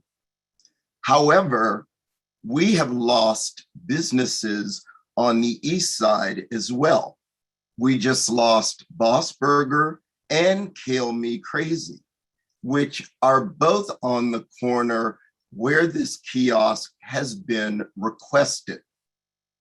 So adamantly, I feel if this is going to happen, because the reality is the city right now can't financially afford to do both. It has to happen on the East Side because this request was put in last year. Yes, again, the number of statistics may have shifted, but again, they could shift again in a week, in a month. So I want that on the record. I want this known that this is something that was lobbied for a while ago. And I'm not saying that we don't need one by the Ramada, but if we do this, and I don't think it should be a pilot program, it should be what it is, and it should start emphatically on the east side. Thank you, Commissioner Hallman. Commissioner Belbone. I'd like to make a recommendation based on listening to the comments that we put this item at the end when we make a robust recommendation on what we would like to see happen and brought to the council.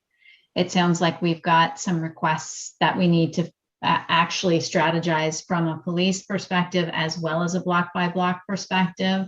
And that's not meant to say that we don't need to support the outstanding request and somewhat of a commitment that's been made to the east side. But I think to make this a robust request so that things don't get lost in the shuffle or there's a confusion over priorities, we should actually get through the sheriff's report and sheriff's recommendations and put a package together that's comprehensive and addresses both. I think we need speed on both, but I'd like to make sure that taking Commissioner Roman's suggestions into account, that this is a comprehensive request and that it addresses all sides of this issue, including requests for sheriff involvement in perhaps different ways in the community. So are you, because we might make a consent support request, what might a more robust request mean? Because is it going to entail some research that we've done or some more financial points, or can we make that request tonight? So specifically, and I think we have to give the sheriffs time to respond, but there has been an outstanding request to have sheriffs on bike and or out of vehicles that I don't think that we've talked about in a while, but it's been outstanding. And we've heard summer, we've heard we're going to look at, getting them on bikes. And I don't think, just like the East Side kiosk, that we've heard progress on that. So I would like for us to package this all in one request of things that have been discussed and that we'd like to see some formal commitment and action taken against. So that's how I'm thinking about it. I would like to give the sheriff and possibly Kristen time to respond. But to me, we've got some outstanding requests that have been out there for a while. We now have an offer for additional support from the Ramada. They should be packaged together as a comprehensive plan, both for block by block and the sheriff, or just, restating requests that have been outstanding for a while. Okay, I think they could probably be combined together if we discuss some additional pieces on this in the sheriff's. Commissioner Oliver, is your hand up still? Or? Yes, I did. Kind of to respond to Commissioner Roman, my intention is not necessarily that this would solve the problem, but I don't think just adding a kiosk or adding more block by block presence is going to solve the many issues, the onion, that we peel back. And we've got homelessness, we've got you mentioned professional thieves, but it is a deterrence, and it is part of the overall strategy, I think, in terms of creating the sense of community, the sense of safety on the street, and also the visible. That's a very, very visible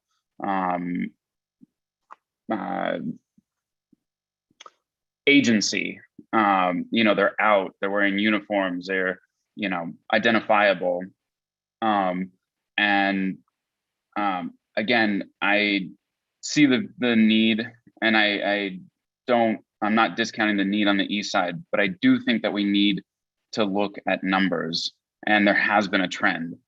On this side of town, there has been a trend, and we have to follow the data. We have to be this has to be based on data. And right now, we'll get into this in the sheriff's report, but when you look at the numbers, the assaults, the majority of the assaults were on the west side of town. The robberies, the burglaries, the one rape in the city, it was on the west side of town. The grand theft, all of the majority of the crimes happening in the city are happening on the west side of town, and we have to follow that data. you know, and I don't know what that means. If that means both, I like at the same time, if we can make that happen. I don't know how that works, you know, when it comes to council and funding, but I think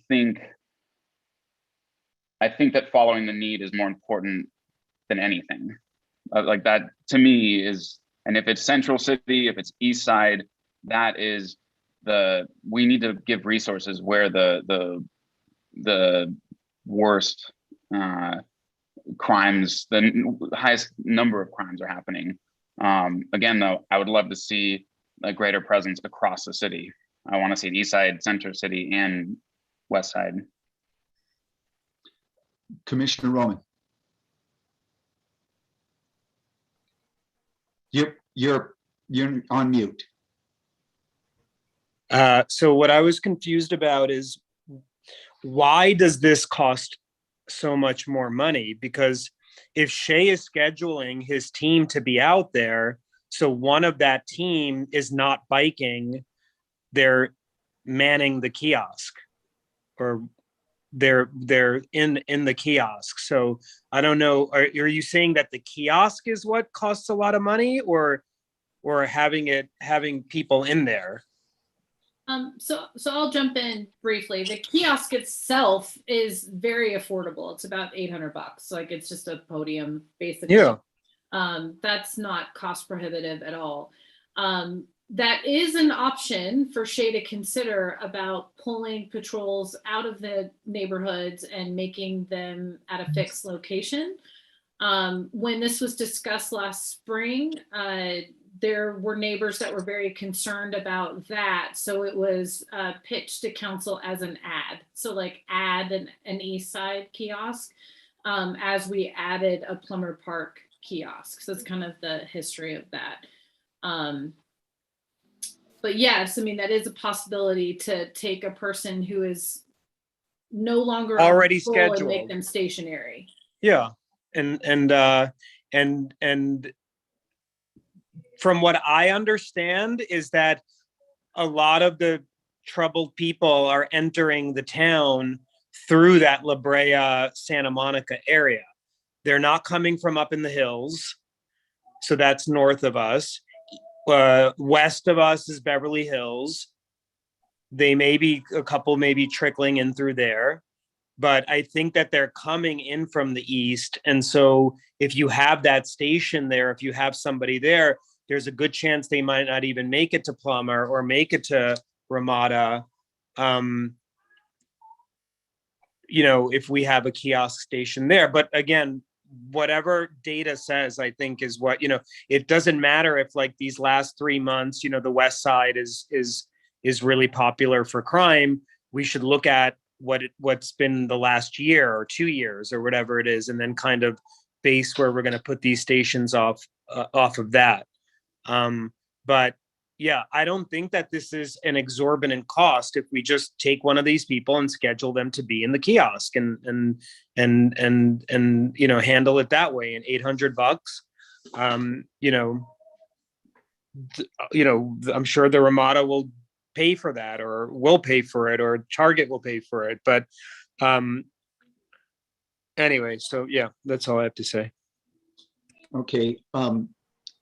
I'm in full support of kiosks in both areas, and I have gone down when we had several businesses come into our commission, and I went down and they showed me, they explained where these transient people who do cause trouble, how they just swarm the people when they get off the tourist bus, and I believe that it impacts greatly the tourism, which is a big part of West Hollywood's income, and that can spread quickly, word of mouth, to other tourists. So I believe the costs are going to greatly, it's going to be definitely worth the costs. And for myself, I like the idea. If we can make the recommendation, I would recommend that we have a person in the kiosks, both kiosks, short-term right away, and then move some of our assets, if we can move them, into those kiosks, at least in the main points of time. That's my opinion. So if we have anybody else that has their hand up, it looks to me like we have full support for both kiosks from every commissioner that has spoken. If anybody has an opposing view, that they don't want the kiosks as a piece, at least a piece of the solution, let's hear from you. Okay, so what we've done in the past, we've had, oh, I got two, okay. Who was that? I saw two hands raised. And what we've done in the past is we've kind of made a general recommendation, because the city council and staff and the balance and the budget and all of this, they can then try to get the spirit of what we're saying. They have other things that they have to consider. So, okay, Commissioner Balbon, did you have a comment? No, but Commissioner Sun Xiang did. Oh, She's got her hand up. Sorry, Commissioner Sun Xiang.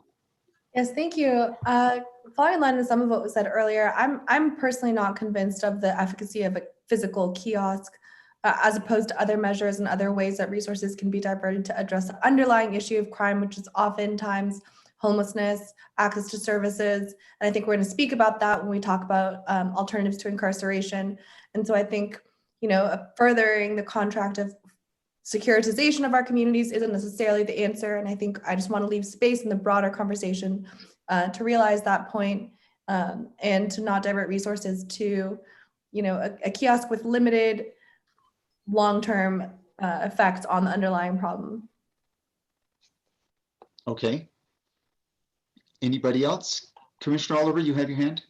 Yeah, just real quick. I know I've spoken on this. I've probably said this twice, but I don't see it to be the end all be all. And I see the kiosk as just a way to add presence of, and it's, you know, in terms of like alternatives to law enforcement, you know, these are security ambassadors. They're unarmed. They're not going to arrest you. They do a lot of the positive interactions versus the negative interactions in the community. I'm not even convinced it has to be a kiosk. I just like the increased presence. And I think my frustration is not with like East Side versus West Side. My frustration is that like the slow gears of government in responding overall to an increased need. You know, why is it taking a year for the East Side to get one? Why is this, and if it's not a kiosk, just that increased presence, whatever form that takes, of community ambassadors. And why does it come down to a West Side versus East Side question? Like why, like this is what's frustrating to me in terms of resources. So I am very much in support of an increased presence of block by block, whether that's kiosks or even, you know, more ambassadors or, you know, just tailoring the route, you know, more to the areas that need them, if there is a way to do that more. So I guess I'll leave my comments at that. I think I've said enough on it. Thank you, Commissioner Oliver. Commissioner Sun Xiang? I would just like to say that that's one thing, but if we're talking about data-driven responses, I'd like to see the data of the efficacy of having more security ambassadors on reductions in crime, in terms of homelessness, in terms of robberies. And I think we have lots of data across the nation that shows that actually increasing access to social services from departments of mental health, from other departments, Office of Diversion and Reentry, does reduce those incidents. And that's really bigger picture budgetary consideration that I think expands beyond this conversation and is actually reduced by the increasing amount of time that we spend on this particular conversation around block by block. Okay, so Commissioner Sun Xiang, if I hear you right, you want to address more of the root causes, put attention on the root causes, is that correct? Absolutely. Okay, I personally, I agree. I see this as a workaround, at least for now, and for us to continue to work on the root causes. Anybody else have any comments? I do. Commissioner I'm sorry. So go ahead, Commissioner Oliver. I don't think we have the luxury of not considering both. I also walk the city every day, and there's probably not 2 days that go by that I call either block by block or the sheriff. And the city does do a lot with human services. Unfortunately, in the county of Los Angeles, those activities are not yet aligned.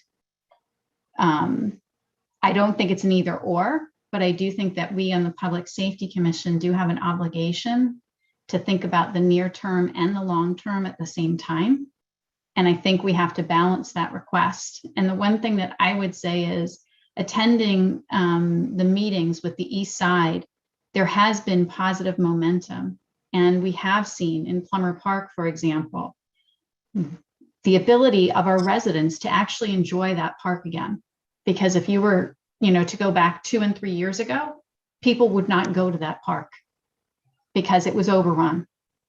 So, and that doesn't mean that we didn't get people services at the same time. People who are willing to get into services block by block helps with that, and it's very connected. So I don't think it's an either or, and I don't think that we have the ability to not consider both. So I just like to make sure that we have a rounded response. And we also have to address the obligation that we have to all sides of this situation, including the requests from our residents and our businesses who are experiencing issues and need help, in addition to the fact that we have to do this in a very humane way and get better connected services to those people in need. So I think we have to, unfortunately, I hate to say it, but we have to do it all. And I think that we need to put together a response that addresses what people have come to this commission and asked us for, as well as ideas we have around getting better connected from a county perspective and probably better connected to the Human Services Council. So that's my take on it. But, again, this started with a request from one of our businesses and an offer. And then we started to talk about past commitments and past discussions that were made from residents at this commission. And I think we have to address those things in addition to looking at the better connection and the long term for services that support the community and the unhoused people in our community. So it's not an either or. Thank you, Commissioner Balbone. Commissioner Oliver.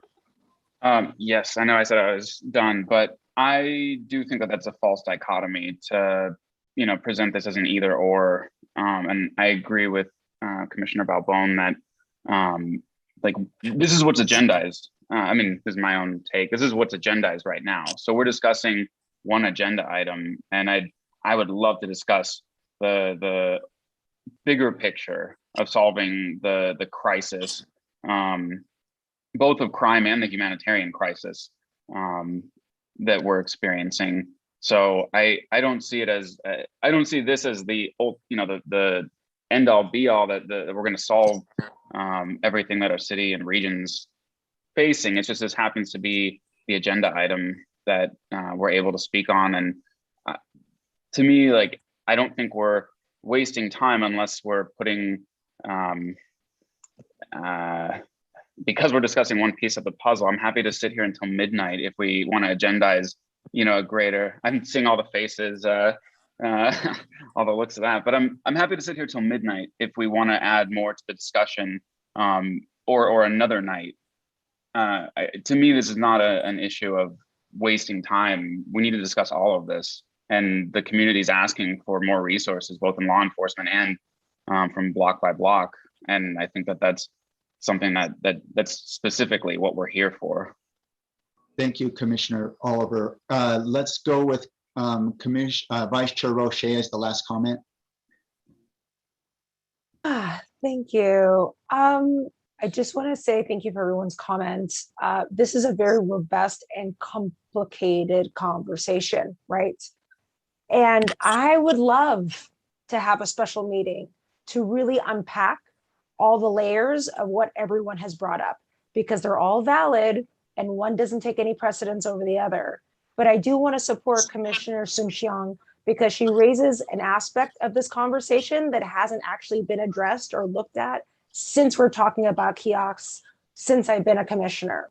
And it is true, and it's very relevant, but it does require so much more time than we have tonight and that we have on this agenda.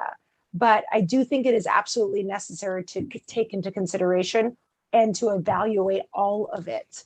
But I do think it's going to require a special meeting. I don't know if folks are open to that. I would love to motion for a special meeting to actually look at all of this and actually have a robust conversation outside of tonight's meeting. If all of you are open to that, I'll be happy to make a motion to do so. But I think we would all benefit from it because there are layers and there are aspects and there's data and there are reports that we all haven't looked at, that we all are not brought up to date at, that I think would only help ourselves to make an informed decision, but all of our constituents as well. So thank you. Okay, thank you, Vice Chair Roche. We can call a special meeting. That would be something that we would just ask you commissioners what you think about that. It does take resources from the city to do that, but we do have the prerogative to call a special meeting. It would have to be something where we give some notice in a week or two, if you want to do something like that. Do you want to make that motion, Vice Chair Roche? I make it with the clarity, though, a point of clarification that it will be for the commissioners, and we'll be very clear about the reports that will be needed in order to have the conversation. So if that means reports from block by block and sheriffs, et cetera, I think at some point, we're going to have an internal conversation and look at reports and really understand the efficacy to Commissioner Young's points. And I would love to look at that. And it is a lot of reports we look at. So yes, I am going to make a motion for a special meeting at some point in the near future so we can discuss B&B services, sheriff services, the contracts. I mean, there is so much that we have to download and process and unpack to make sure that our constituents' needs are met and that it is done from a place of from a humane place. Okay. Do we have a second for that motion? Second. Commissioner Balbone has seconded that. Okay, roll call for this. For that motion. Could you define what the meeting is? Because you mentioned a few things, like the sheriff's contract is a normal, like that's a lot for a special meeting. That's kind of just a normal meeting, you know, like what's the very specific? Well, I think even though it's a lot, it's all integrated, right? Because one actually impacts the other. How we utilize B block by block services impacts how we utilize sheriff services, impacts how we may want to go back and look at the contract. We can remove the contract altogether and just look at sheriff's how we utilize sheriff services versus block by block services. I think folks need to understand what comes with a kiosk and the efficacy of a kiosk versus having sheriffs be on the beat, actually be walking the streets. So maybe we just hold those two in the meeting, block by block and sheriff's department. And I'm not necessarily saying they need to be at this meeting. I think it would be great, but I'm not asking them to be present. I think it's important that we as a commission, now that we're all here, and we're all signed to this 2-year term, that we get on the same page and hear each other out in terms of our own grievances and what we've experienced as citizens of West Hollywood. And one question, Chair Berger. You all have mentioned reports. So the reports that we have available to us are what you see every month. Special things like the 575. So we could give you the 575s for the last 3 or 4 years, you know, or whatever you would like. We also do twice a year, as you all are aware, reports to City Council. So we could kind of refresh you with some of those reports that go. If you want anything beyond that, you all would just need to be very clear about what that is, and then we're happy to provide it if we're able to. I would love that. For instance, Commissioner Sun requested a report and some data. So items like that have been requested during this meeting so far, and additional requests that will be made prior to that meeting. I think that would be really great to be able to have all that for the meeting itself. Yeah, and I apologize. I just I don't know specifically, Commissioner Sun what you're asking for. I get your point. So beyond the monthly reports specifically, like I guess what I'm saying is, and I'd have to defer to Shay, I don't think we have a report for block by block that would show that the presence of the kiosk specifically led to a reduction in criminal activity in Plummer Park, if that makes sense. We would show a decrease in criminal activity in certain parts of town. Anecdotally, we would say that the presence of the kiosk at Plummer Park helped contribute to that.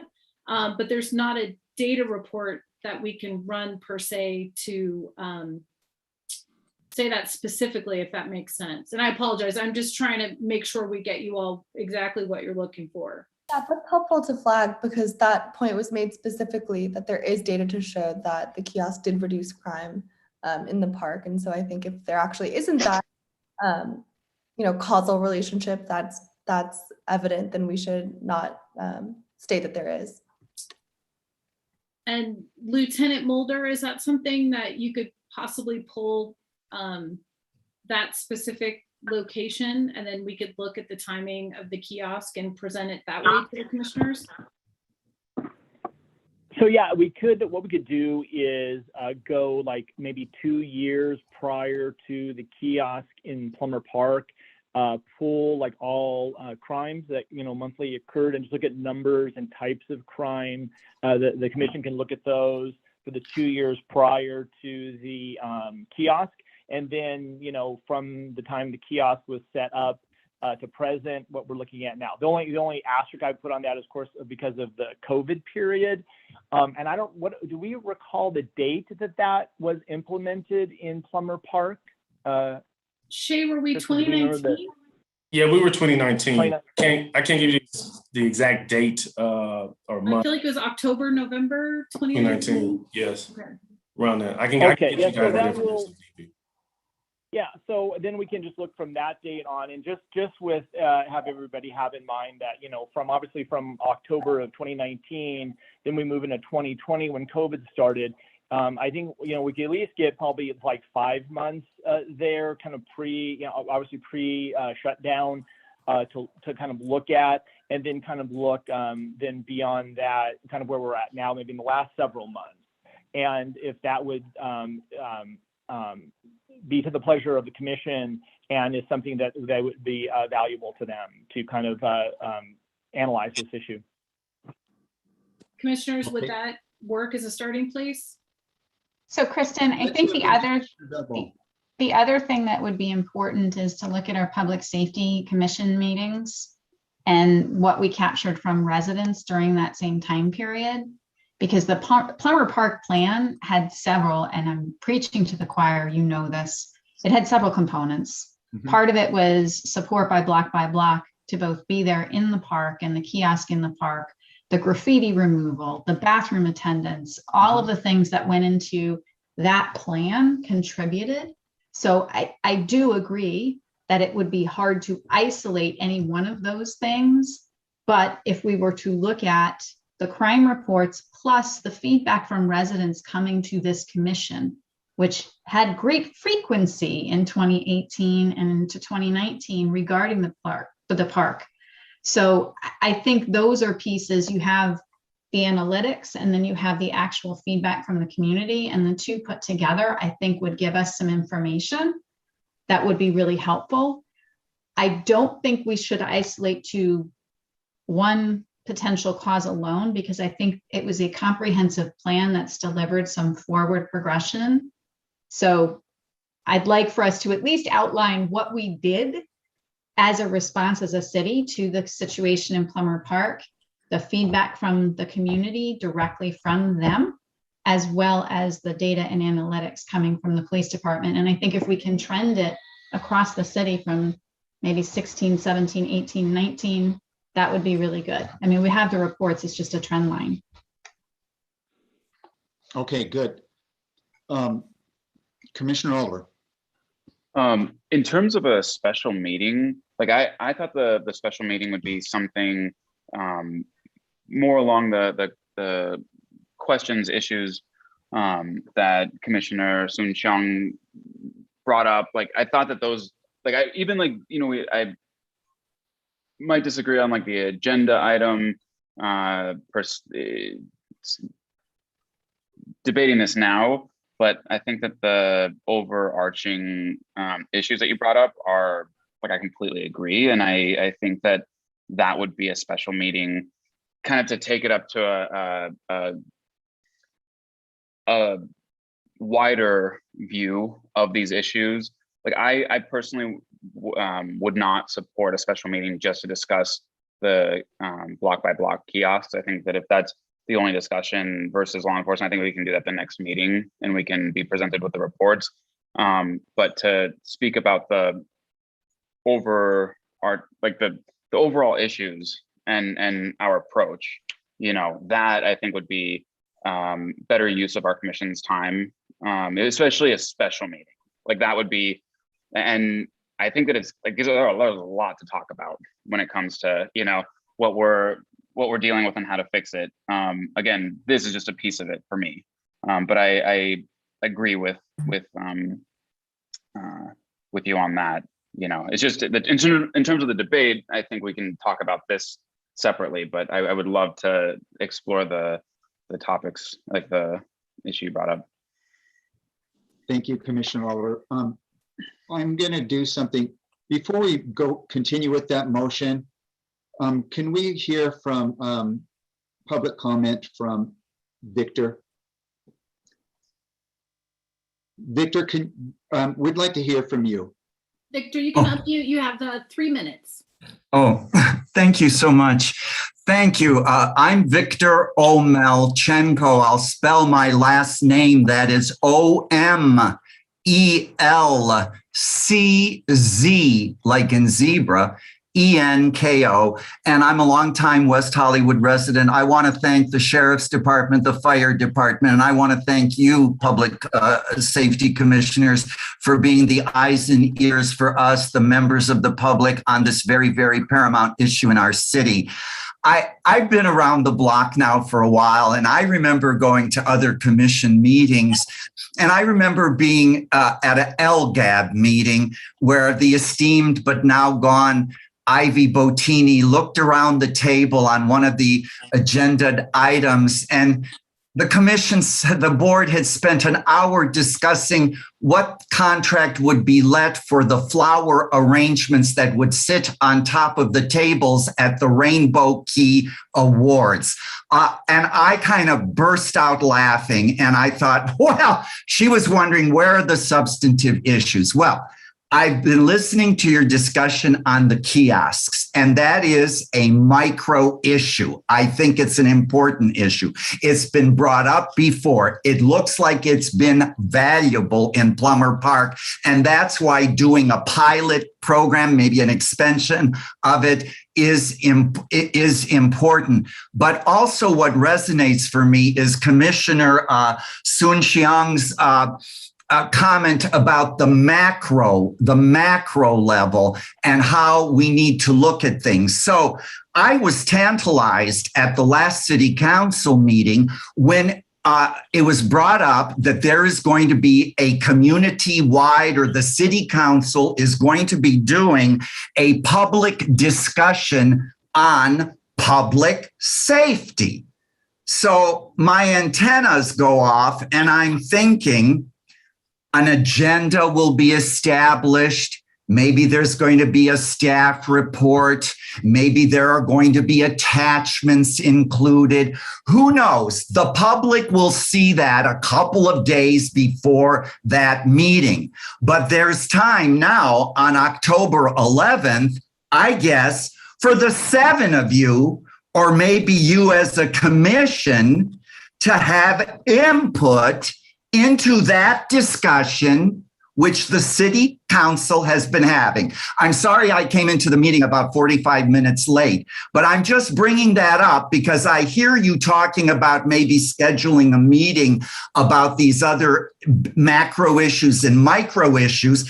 But what would be interesting to know is what's going to be discussed at this November 15th meeting, and if there are issues of grave and important public safety concern, what input do you as our commission want to have in that public safety discussion a month from now. Maybe you could discuss that at the end of the meeting under this item or later under your public comments. But it would be really nice to know what's cooking, because all I heard is, well, we're going to be having a public safety discussion on November 15th. So it would be great for you as our commission to have input in it. And I look forward to seeing all of you there at that commission, at that city council meeting, if you can be there for the public safety discussion. Thank you so much for letting me speak on block by block, but I see the block by block. I think they're doing a good job. And yes, let's do a pilot program for the kiosks, but let's also have input into the process before the process occurs and then everybody says, oh, they didn't have a chance to say anything. So those are my 2 cents today about public safety. Thank you. And I know Victor missed this at the beginning, but it's actually on our agenda 9F to discuss input from the commission for the November 15th meeting. Great. Thank you, Kristen. Thank you. Thank you. Thank you, Victor. You can take your hand down on there. Your comments are always appreciated. Thank you for coming. Okay, so where are we with this now? We've had a motion. If we did do a special meeting, it might be a good idea to do that before the November 15th. I'm assuming that if we do all agree to that, then we would do something like a doodle poll or something where we can all see how many of it, if we can, most of us can make that meeting. Chair, so I did check with the city clerk just now. Since the public safety commissions are streamed to YouTube, you're not able to select a date this evening, but then we can get back to you from the CATV office of what their availability would be to schedule a meeting. Again, I mean, I know we're already 2 hours into the meeting, but I would also really urge you all to give us as much of your comments tonight as you can, because those staff reports are written early. I can also tell you on November 15th, our regular 6-month update is going. Corey Plank in the Strategic Initiatives Division is giving an update on the Behavioral Health Crisis Unit. And there's also a discussion from the budget staff on, budgeting for all of this, whether now or in the future. So that's kind of the umbrella structure for what's coming November 15th. And I'll leave it there. Okay, thank you. Vice Chair Roche. Really quickly, I mean, I think the intention is to be able to have a conversation and come up with recommendations. That would be absolutely one of the intentions, is to have a conversation and have clarity and come up with recommendations for that special meeting. Okay. Do you want to, so the motion stands and we had a second for the motion. Does anybody want to make a change? I don't remember what it's called. I think we need to take a vote. Should we just go ahead and take a vote? Okay. Can we restate the motion though? Yeah, that's what I meant. I didn't know how to say that, but yeah. Sure. Like a friendly amendment. Sure. Yeah. The motion is to have a special meeting in the near future prior to the November 15th Public Safety Commission with the City Council. Is it with this? I'm not sure who's hosting this. It's the first time learning about it. Prior to that November 15th Public Safety Commission or Public Safety meeting, to discuss block by block services and how it works with the sheriff's services and how we can leverage both services to meet the needs of our constituents and come up with recommendations that evening or that day, depending on the day. Sorry, it's lengthy. Commissioner Oliver.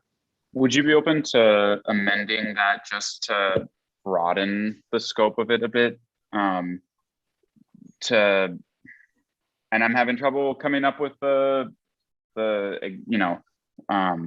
like maybe Commissioner Sunshang, like you might have some advice on how to broaden the scope of it a bit, based on what you said earlier. Or maybe the solutions to maybe a shared definition of public safety and the solutions towards that, and whether or not that scope is limited to sheriffs and private security forces, but whether or not it's in our ambit to, in any and all of these discussions, also discuss things like public health interventions and other social services ingrained into each and every single one of these agenda items. And then included in that would be the discussion on block by block and sheriffs. Yes. Okay, Commissioner Balbon, did you have a comment?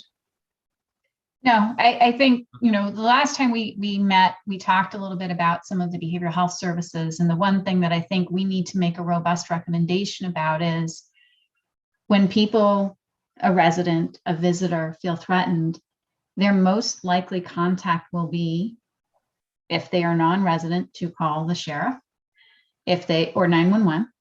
And if they are a resident, the sheriff or block by block. And whatever solutions we come up with, I think we have to make sure they are integrated and that the door of entry gets you to the right point, because otherwise we're just adding to the complexity that right now is part of the issue with not getting people the robust help they need. So the one thing that I think we have to look at is how to connect some of these different things so that they do have a robust response for all of the constituents they impact, because that's my big concern. And that's one of the things I raised last time is, okay, great that we want to have behavioral health support services. When someone feels threatened, how is that going to be deployed? Another standalone phone number may not cut it for us. So I think that should be part of the discussion as well. Okay, Commissioner Oliver. You're on mute. Okay, could I point out one thing? One possible avenue would be to our next meeting is November 8th. That's the second Monday in November. To do a skeleton agenda on that, no guest speakers, no, nothing but this discussion, rather than doing a special meeting. Just reduce it and focus the whole meeting on this issue, right? Throw that out there. Commissioner Oliver, it's why we scheduled it on tonight's agenda, because November 8th, our staff reports are into the city clerk by 11 a.m. the Monday before the council meeting, just to meet the council meeting posting agendas. So it's kind of why I'm encouraging you all to kind of get to as much as you can tonight. We'll look at a date in a week or two for a special meeting if that's what the commission likes.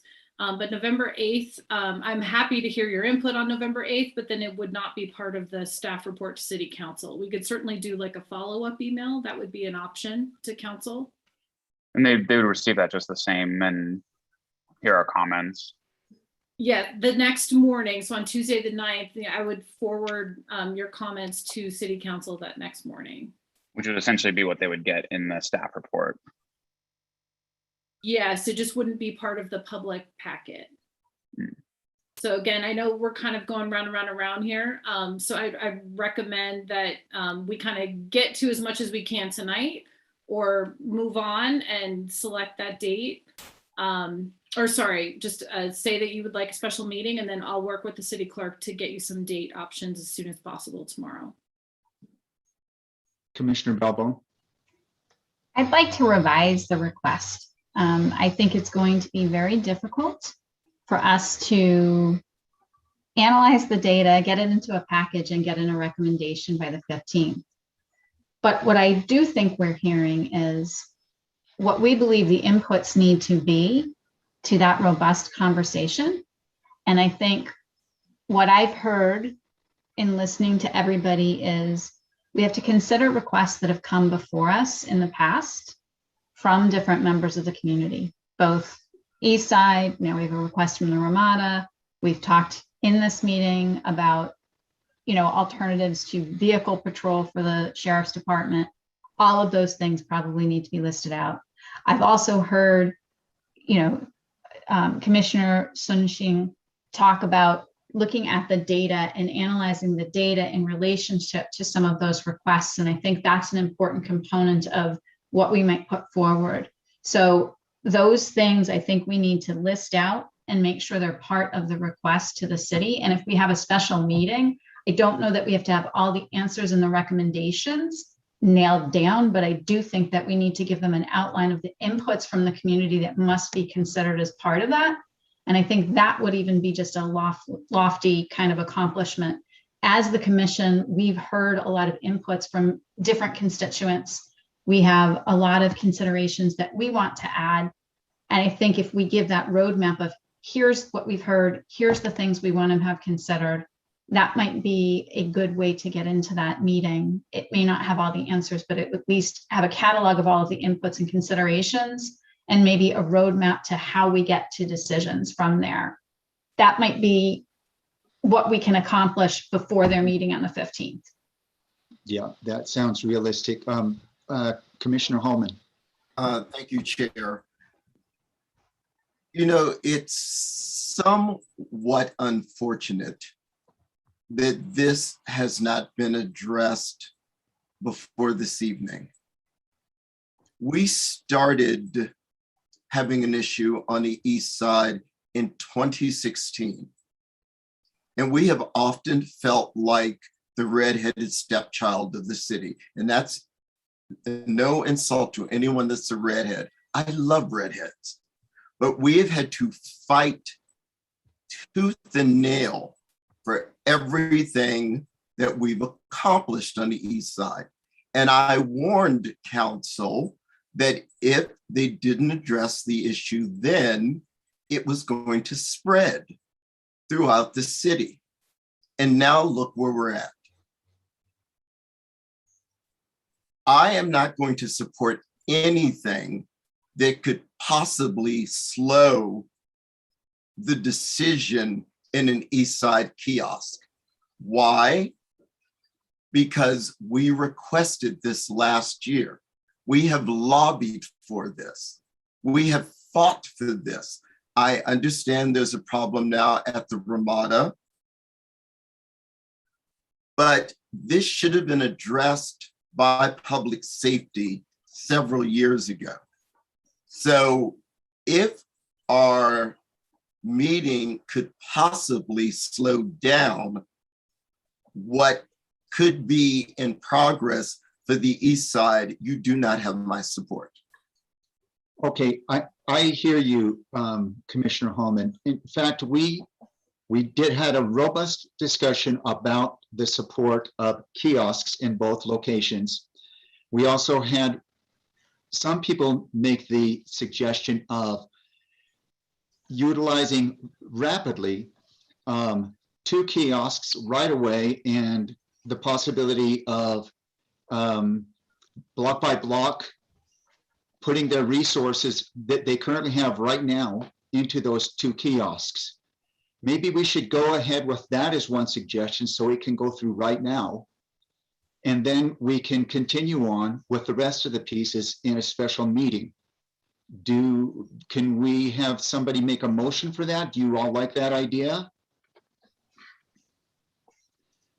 Commissioner Berger, just for a little history, staff did take the Public Safety Commission's recommendation for the East Side Commission to the budget discussions last spring. As you all are aware, council deferred the additional public safety funding, which would include additional block by block funding, to August, and then it got pushed to November 15th. So at the time, you know, we're still kind of dealing with your original recommendation is for the East Side kiosk. I think, again, I agree with Commissioner Holland. We gotta get that one over the finish line. I don't want to put Shay on the spot tonight to see if he can answer right this second, if he can pull from the neighborhoods to staff a kiosk without additional resources, because that causes problems in other areas. So I would ask that we defer that to give Shay a chance to look at his deployment. And then we as staff, you know, have worked with block by block to get an estimate for the East Side kiosk and have provided that to our budget staff and also to City Council. Okay, so if we do make a suggestion, a recommendation, it would be in the spirit from our commission. The fine details about can we put the budget, when can we budget it, or whatever, can come after. But I believe that we can make some sort of a recommendation, a motion right now from what we've discussed, that however they can, if they can implement it, after they look at all of the pieces with the budget and Shay and everything, that's what we would like to see. If that's a motion, and we can all vote on that motion. If somebody would like to make that, get that over the finish line right now.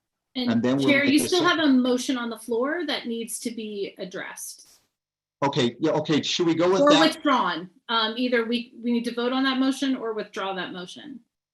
Okay, let's go with that first motion, which is the special meeting.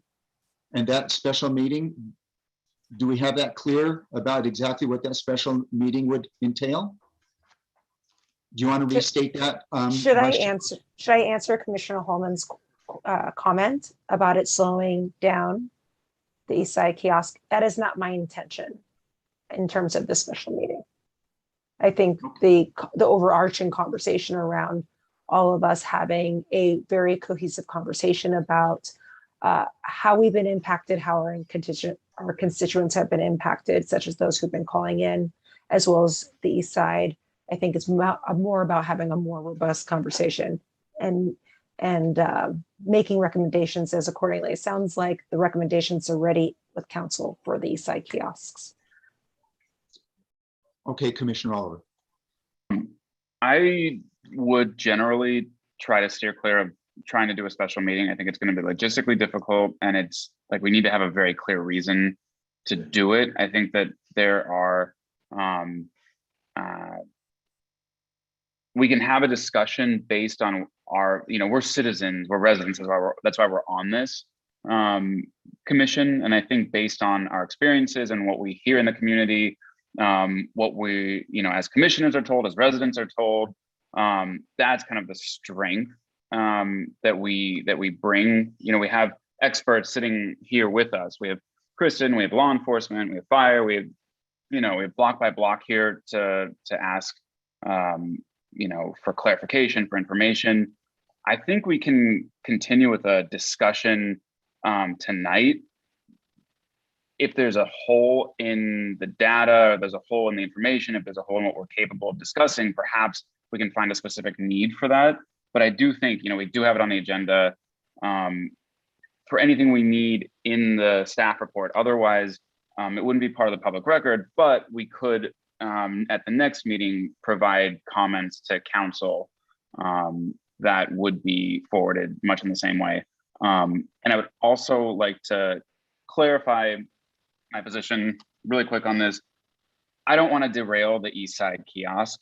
I think both in terms of the need, the historic need, and then also the fact that when a community group of individual community members spends its time, blood, sweat, tears, whatever, fighting for something, that does need to be honored. So I'm not trying to diminish that in any way. I just want to do it. I want more for the whole city. So I'm not trying to derail, and I don't want to derail that either, Commissioner Hallman. Well, then I think if we're going to vote on this, then it should be to expand whatever is going to happen on the East Side. That's how it should be authored. Okay, so personally, I want to give just a little bit of input on that. I don't like, I believe that we should always have the sheriff, fire, block by block report. We only have them once a month, and I just can't see that we can just say not have them at a meeting so that we can have a robust conversation. So and so if we vote on this special meeting now first on that motion, and then Commissioner Hallman, if you want to, you can make a motion about the kiosks and we can vote on that. So let's first, Commissioner Balbone, did you have any more input? I saw your hand up. I was hoping that we could amend the motion. And here's how I think. We have a standing request from the East Side that actually, because of timing, has been pushed back and pushed back. Now we've got a new request that has been more robust. it is not the first time we've heard from the Ramada or from that section of town. I was going back in my notes, and it's actually almost a year ago that they came to us with great concerns. So what I think we need to perhaps consider is if we put the motion forward that we want to have and I think we do, the kiosk to proceed on the east side, we'd like to make sure that it has tight measurement that we look at, and that we have a way to look at both what has happened with the involvement over time, and maybe we get together and decide what these measures should look like, and we look at some historical data in this standalone meeting that we've talked about. But the motion would be move forward with the east side block by block kiosk, look at the historical data, and then look at what other data inputs we'd want to see to test to make sure that that makes sense. Then we can make a robust recommendation for proceeding on any other kiosks throughout the city in a more organized way. And maybe we put a time box around that, say we move forward, if there's approval, that we study it within 3 to 4 months to see if there's any change. So that's a way I think we can move forward with the recommendation that has been standing in front of this commission for some time regarding the kiosk for the east side, but also the need to look at it analytically and tie it to data. Because I think that is important for any of the services, both the human services as well as the public safety services, and the mix between the two going forward. We just need to have a better way to actually point at data, and we probably need to do that in advance. So my recommendation would be to amend the item on the floor to say, let's add support of the east side recommendation, move forward with it, but use that meeting to put objectives and data that we want to gather to make sure we understand the efficacy, so that we could potentially blow that out further in the city as part of that recommendation. That's how I think we could tie the two together. And I do think we need to have another meeting to talk through the data and stats, because otherwise I don't know how we judge whether or not we're being effective. Okay, so we have a current motion on the floor for a special meeting.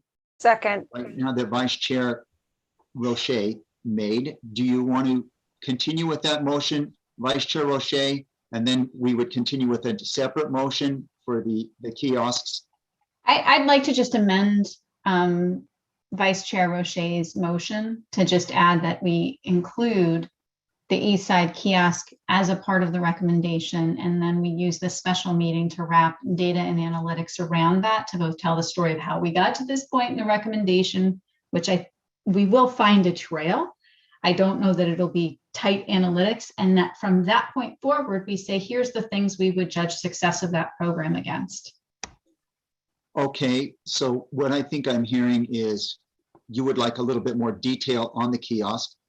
Commissioner Hallman says we want to move right ahead with a recommendation on a kiosk with a workaround.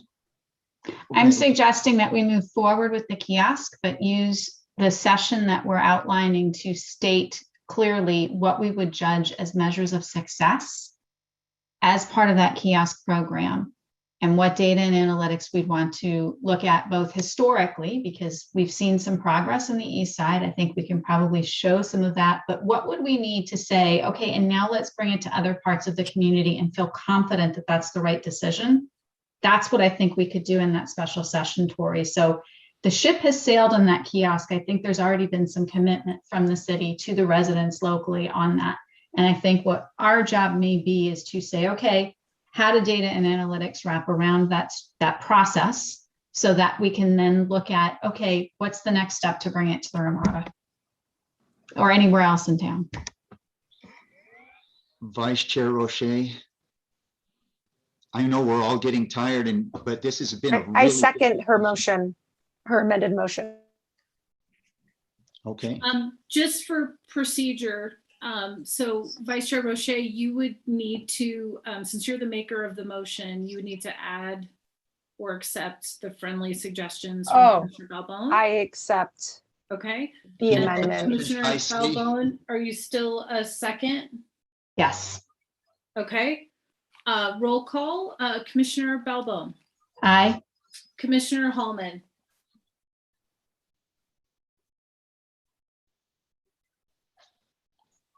This is the second time I've been put in a very precarious position on this commission.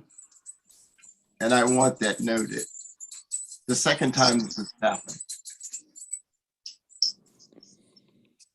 Aye. Commissioner Oliver. I am going to vote against the motion only because I think this can be done at our existing meetings. I don't think a special meeting, I think we can accomplish this in our regular meeting. Commissioner Roman. Aye. Commissioner Soon-Shiong. Aye. Vice Chair Roche. Aye. Chair Berger. Aye. Okay, so we will need to get this meeting set up before the end of October in order to forward your additional comments. I just want to make clear again, your comments in support of the East Side kiosk from last spring have already been forwarded to the City Council and the staff internally that prepares budget. So that doesn't need to happen again for that to continue to move forward, just as a heads up. So I will talk to the city clerk tomorrow and also CATV and try to find some dates for you all. Okay, thank you, staff. And can you also let Bill know and maybe the Chamber of Commerce about what transpired tonight so that they're aware of our special meeting as well when we do that? Once you set a meeting date, it will go up on the city calendar. So anyone who gets those notifications, and I can also reach out to Jen as well. I would like to, because Bill came here and everything, I'd like to make sure that he does get something from us that we worked on this as well. And the chamber, if you can copy them on this, so they can see that we're working on this. Yes, I can reach out to Jen. Okay, thank you.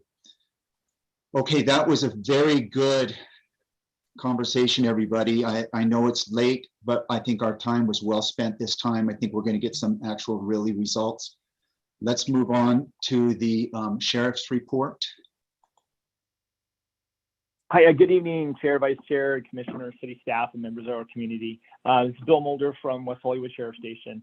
For September of 2021, Part 1 crime was up 38% with 138 Part 1 crime incidents when compared to September of 2020 with 100 incidents. And again, I think I sound like a broken record, but for context, March and April of 2020 recorded the lowest number of Part 1 crimes in the city's history. And last year, we recorded some of the lowest in general. Usually we have 180 to 220 Part 1 crime incidents monthly prior to 2020. For additional context, at the beginning of 2020 and prior to the pandemic, we were almost 30% lower for Part 1 crimes when compared to the same time in 2019. So we're already kind of trending lower into the pandemic. This year to date, Part 1 crimes are up 11% when compared to the same year-to-date time last year. The West End is up 108%, City Center is up 6%, and the East Side was down almost 9%. Part 1 crime breakdown, 55% of Part 1 crimes occurred on the West Side, 23% City Center, and 22% on the East Side. For the month of September, the West Side had 5 robberies compared to 2 the previous year. Thefts were up. There were 24 grand thefts compared to last year with 5. There were 5 vehicle burglaries compared to 1 last September. City Center had 4 robberies compared to 3 robberies the previous September. Some categories of theft were up. There were 7 grand thefts when compared to 2 last September. There were 7 grand theft autos when compared to 2 the previous September. For the East Side, theft was up with 8 grand thefts when compared to 3 from last September, and 2 vehicle burglaries when compared to 1 from last September. Citywide, there were 29 pickpocket thefts, of which 11 were felony Part 1 crimes, which also drove the numbers for this month. Aggravated assaults, there were 9. To date this year, there have been 99 aggravated assaults. 35 included a transient as a suspect, so that makes up for about 35% of the aggravated assaults. Mailroom thefts have gone down, fortunately. We're experiencing a lot of those, but they have now gone down. I know that Commissioner Holman had asked last meeting to include hate crime information in this month's report. It didn't get in there, my apologies, but it will definitely be in next month's report and all following reports thereafter. We continue to conduct saturation patrols, plainclothes operations, and other types of operations with our cops team and entertainment policing teams. We've run several recent robbery suppression operations with our cops team and entertainment policing team to address robberies that we saw occurring in August and September. We've also conducted a couple burglary operations as well. Last month, September, was Pedestrian Safety Month, and we conducted an operation with our cops entertainment policing team focused on pedestrian safety. We also continue our care outreach program for people experiencing homelessness in our community with both our cops team and our entertainment policing team. I know the issue of bikes came up. We do have we have 4 bikes that are currently in the shop being outfitted. There's been a delay because the bike light siren instrument is back ordered, I guess, and it's taking some time to arrive. So they should be up and running anytime, and we'll be having our members of our cops team and our entertainment policing team on bikes every so often when weather permits, and we still have good weather. We continue to monitor the situation created by the marijuana dispensary Cookies, which is, as you know, located in the city of Los Angeles on Melrose Avenue and Kings Road. We had one reported incident in September where a resident was concerned seeing multiple boxes being placed in a house behind Cookies, which is in the city of West Hollywood, by security personnel from Cookies. The resident was concerned that marijuana was being stored there. In our conversation with Cookies, the lawyer from Cookies indicated it was not marijuana, it was just some household items. Halloween Carnival, as you all know, was canceled this year because of the COVID-19 pandemic. The city of West Hollywood obviously is interested in protecting our community and doing what we can to prevent the spread. With that said, we will have additional sheriff's personnel out and about that evening to make sure everybody's safe. And as you heard, fire will also have additional assets out that evening. The Los Angeles Marathon is scheduled for Sunday, November 7th. It will come through West Hollywood, westbound on Sunset Boulevard, southbound on San Vicente, and then westbound on Santa Monica. And we will obviously have a large presence of sheriff's personnel and other personnel there to close the streets and keep that whole situation safe. And as you know, the Sheriff's Department has agreed to participate with the study by the Center for Policing Equity. The Sheriff's Department did provide part of the initial 30-day test information for CPE, and we're still continuing to provide them information for the first 30-day test. With that, that is all I have. If there's any other questions or some of the other things that you guys were talking about that you want me to comment on, I'd be happy to. Hi, Lieutenant Mulder. Hello. Hey, Commissioner Roman, how are you? Hi, good. So I know it's taken you a while to get these bikes up and running. So we would be happy to either come and pick up the bikes from your station and fix them and get them ready for you guys. Or if you want to bring them by, we'll fix them for free and get them back to you. So you could get those going, but I'd be happy to come and get them from the station, or if you want to drop them off and just let us know what you need, and our mechanic will do it for you and get them up and running. So you can scratch that off your list, and we'll do it on the house. Commissioner Roman, that's very, very kind. We do appreciate that. But they are actually in a shop right now. Everything's been outfitted, except they're just waiting to get in those like the siren light thing, like I said, which was on back order. And then we have 4 bikes in there, and once they get those on there, they'll be ready to go. I assume in the next week or 2 is my guess. Okay.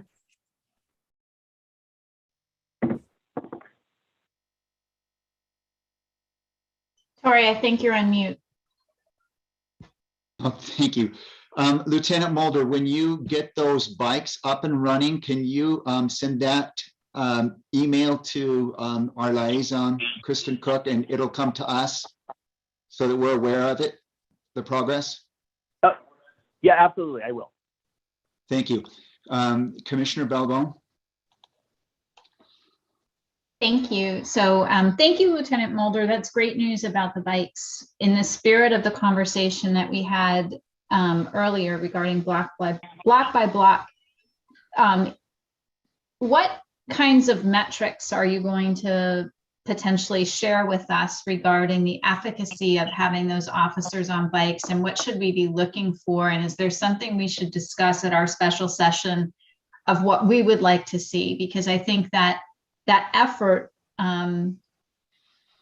we've heard a lot of feedback from the various constituents, and I'd just like to make sure that we understand what you're seeing, what you're thinking, and maybe have some consideration on what we'd like to see as a commission from getting those sheriffs out on bikes.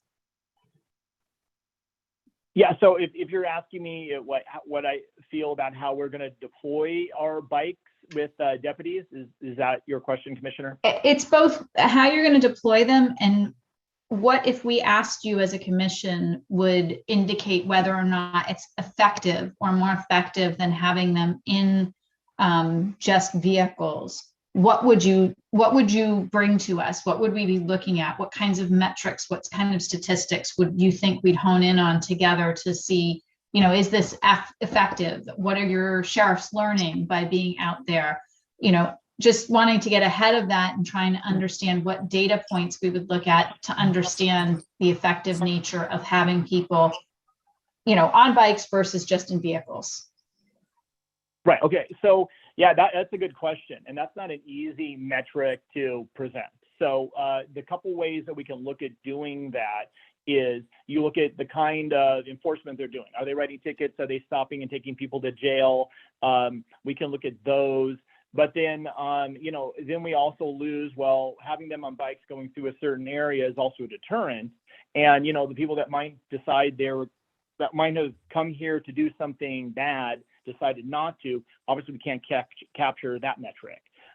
We can also then look at one thing is also helpful which is in terms of like Plummer Park in particular, is that when we focus on an area or a problem and that problem goes away, then it would appear that there was some success with the program. So what we can use our bikes to do is focus on particular problems, like you guys have been discussing, bike issues on the East End, obviously with transients coming into the area, or issues at the Ramada Plaza area.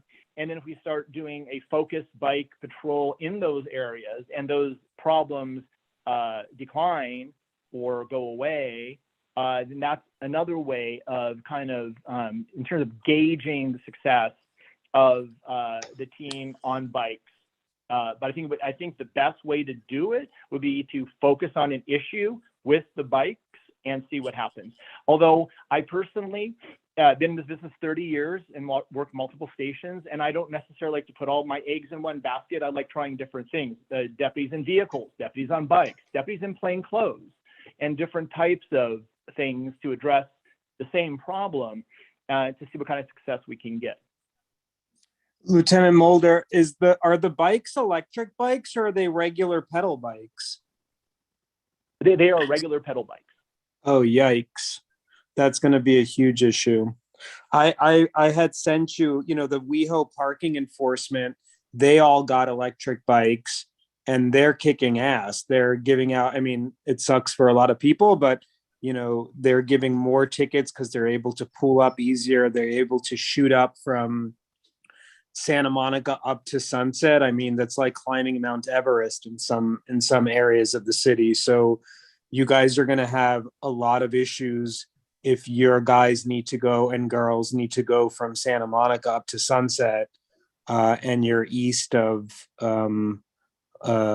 Crescent Heights. It gets really steep there. That's why when I was shooting you emails, I was asking you to come by the shop so I can show you electric bikes, because electric bikes, if you left the West Hollywood police station on a call to Target and you took your vehicle and I took an electric bike, I would beat you there. They're super fast and they move really quick, and you can get around town much faster than you can get in a car. And I just asked Kristen how much we spend per car. We spend $300,000 a year per car. An electric bike is $1,600. So Oh, this Commissioner to Rowan, me, yeah. to clarify, that's for the deputy who happens to drive a car. I asked you how much a car actually costs us. We Like, don't what is that buy car? the cars. You rent them? No, that's part of the package. So Lieutenant Aguilera mentioned the overhead, because obviously a deputy does not take home $300,000 a year. So it's the deputy salary plus the county auditor controller prices in all of those other things. Training, So could dispatch, my equipment. question in my email, my question to you is how much does a car cost us? So are we able to get a breakdown of what the actual car costs? And again, we don't pay for the cars, if that Got makes it. sense. Okay. So there's probably sorry, I a way to misunderstood figure your out. question. So car, gas, registration, all that stuff, it adds up. So thank God, because when you wrote 300,000 to me, I said, oh my God. But anyway, electric bikes would have been ideal, Lieutenant Mulder. That's why for the past 2 years, I've been emailing you and asking you to please come by the store and take a test ride so you can see how cool they are and how fast they are and how quick you can move around the city, much faster than you can on a car. So, I just have a feeling that what you're doing now with these bikes and waiting on these parts forever, you could have hired a local bike shop that's right around the corner from you to do this stuff. We would have offered services for free as well. It's just disappointing to hear it, and I'm it's so confusing to me, and it's so frustrating. When we go into this special meeting, I'm also going to talk about we should have kiosks with cops in them as well, not just block by block. We should have all of it. We should have cops on electric bikes, cops walking, cops in kiosks. Get these cops out of their cars and onto the road, onto the streets, talking to community, going into business, being able to approach people that are, 5150s walking through the city. These are the answers that we need, and this is what we need to do. And I don't want to wait 2 years to get this stuff done. So hopefully we can get this all together in the special meeting, get it into a report, and get it onto council's desk. I have a good feeling that if we take initiative like this, we're really going to change West Hollywood. I don't like seeing cops in cars just driving around all day. It's so unpersonal. Okay, Lieutenant Mulder, do you want to respond to that? Yes, so, and again, Chief Rowan, thank you very much. I know we've had that discussion in the past, and so there's several things kind of to unpack here. And if we, with like an electric bike, which would be fantastic, there's multiple things we have to do first as a department. We can't just say, oh, let's get some electric bikes. First there's the cost issue that the money has to then come from somewhere. And then number two, that electric bikes are would be new to our department. So with the bureaucracy, obviously, that is government, we first have to have our training folks look at those bikes, ensure safety, that they would be safe for our personnel to use, develop a training program, train our people on those bikes, and then have them ride them. So the people that are riding our bikes will be riding our bikes, our members of our cops team and our entertainment policing team. It won't be new people coming in for our bikes. Our existing folks, we're using existing people to do it because they are bike trained. So I think it's a week course that you take on the department to get bike certified. And they do the big long ride up La Cienega, which I would probably die of a heart attack halfway, but they can do it. But you're right, electric bikes would be fantastic, but it's a cost issue.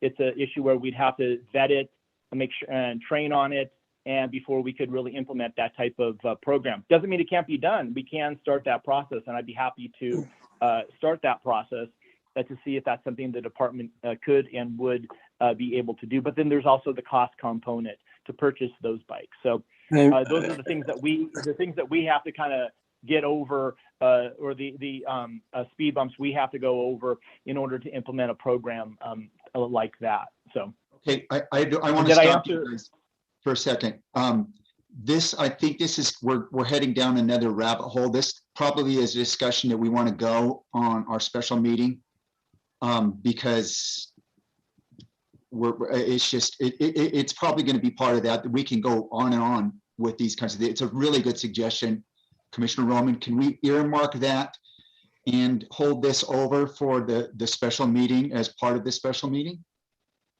Or is there something else you want to add, Commissioner Roman? I mean, it's bananas, like what Lieutenant Mulder just said. When the WeHo parking enforcement people bought the bikes, we outfitted them. They came one afternoon. We showed them how to use it. They took a little test ride and off they went. And you see them all over town now buzzing around. And, if they have a problem, they come by the shop and we take care of it and they keep going. So it doesn't have to be that complicated. Like, it's just anyway, let's just move on and talk about it in our special meeting. Thank you, guys. Okay, thank you. I don't want to leave Commissioner Balbones. I felt that was kind of her about the metrics, Lieutenant Mulder. Really some good metrics. It's going to be where you kind of isolate, where you change one thing, like the one area, like she talked about, and it might be where you will measure the correlation of the number of hours and the number of personnel that are out and about and the times that they did it, and then what kind of things that did affect.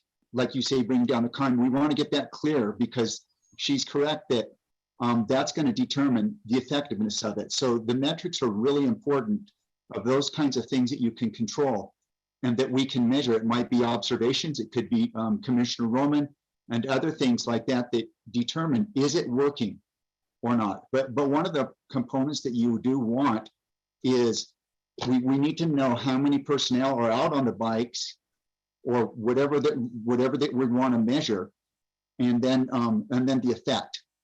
Commissioner Balbone, do you have any more that you want to say about that? Yeah, so one of the things that I think is going to be an opportunity, I mean, in theory, getting people out of the cars, you see more, you're aware of more, but you're also more accessible potentially.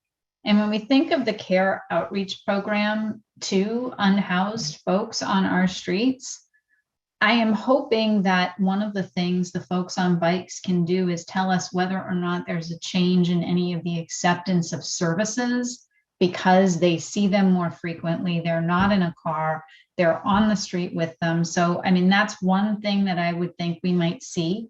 In addition, are there other aspects of crime, whether it be graffiti, tagging,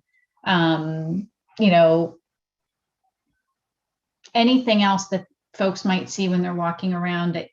I see quite a bit just walking. So I'm curious if we could maybe set some objectives for what we might want to hear from you in maybe our special session about the kinds of things that we'd like to potentially talk about as an output of getting those folks on bikes. But to me, one of them would be definitely, is there any more efficacy for the care program because of the fact that people are out there on the bikes in the street, interacting with people a little bit more freely, in addition to hopefully solving some targeted crimes that we're seeing? So I think, Lieutenant Mulder, for me, those are a couple of the ways that I'd be looking at it. But I think as a new program, we'll want to sit down with you, hear what they're seeing, and then put some actual data around it.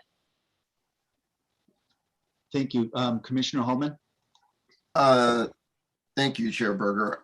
Lieutenant Mulder, and thank you for keeping us updated on the report that I requested for hate crimes. I'm just curious, and you may not know the answer or have the answer to this. LAPD has put more officers on bikes as well as horseback in the Melrose area. Have you heard any statistics of how that's working, how it's going? Because as Commissioner Balbone mentioned, I think there is definitely a benefit to having our deputies more accessible to the community. And sadly, when they're in a vehicle, they're not. So has there been any conversation between LAPD and how this is working? So yeah, Commissioner Holman, I am aware of the program and had been down through Melrose just I think it was last Friday, and was saw the officers on horses and LAPD out and about on Melrose. I'm not sure of how it's working or their statistics. I think they just started it a week or two ago. So I will follow up with them to see how it is working and what they're seeing in terms of their crime rate there.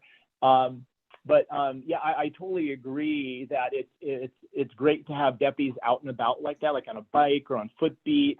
And I think the more the better, personally. And I think that's something that and in terms of the bikes right now and what we're going to do, we're going to be using cop team members and entertainment policing team members, but they're not going to be on them, all week because they have other duties as well. And I don't know if it's something that the Public Safety Commission would be interested in, or the city, but or they might want to have a dedicated bike team.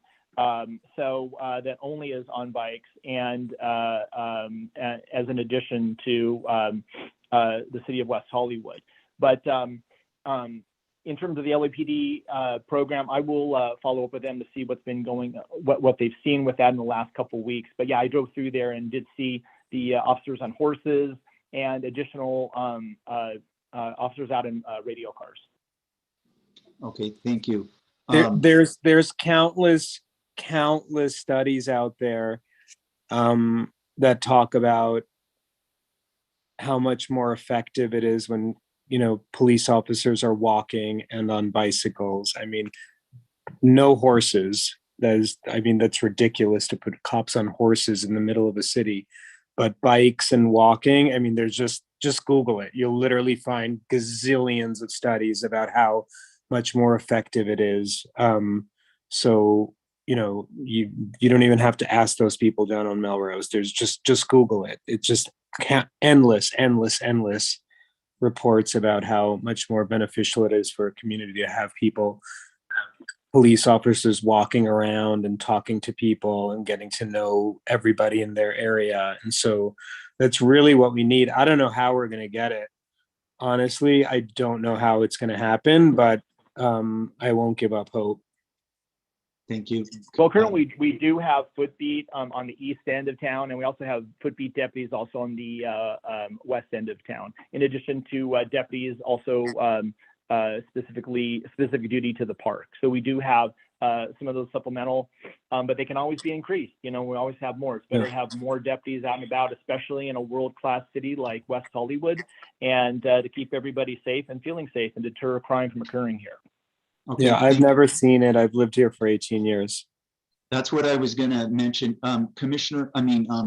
Lieutenant Mulder, maybe some of the metrics, because the metrics, even though it has been successful other places, if we put metrics to it and we can show that it works, one of the metrics might even be we can sample some of the businesses around also, because that's part of it, is how they feel, the public and the residents and the businesses feel like, oh yeah, we do see them out there, but I haven't seen much either. And I know you've said that before, that they're out there. And even though they're out there, a lot of us haven't really seen it much. So that might be another way, but maybe you can start thinking about those kind of metrics and for the special meeting that will indicate the effectiveness of adding these kinds of things. Commissioner Oliver? Yeah, I understand the desire for numbers and metrics, but I don't know if for the sake of this commission, like I've said in this meeting before, our strength is in the fact that we're part of this community and we represent, we can convey the sentiment, the feeling, the concerns of the community. and I was trying to count the number of like new people I've met in the last week, and I think it's 6 or 7, I think, community members, business like managers, and they've all said the same things. And it's, you know, like I don't need to wait for another meeting to say this. They want to see the foot beat. They want to get to know the officers, the deputies. They want to have that community sense. I don't need a metric. I don't need a special meeting to discuss that. I served on the Public Safety Commission from 2017 to 2019.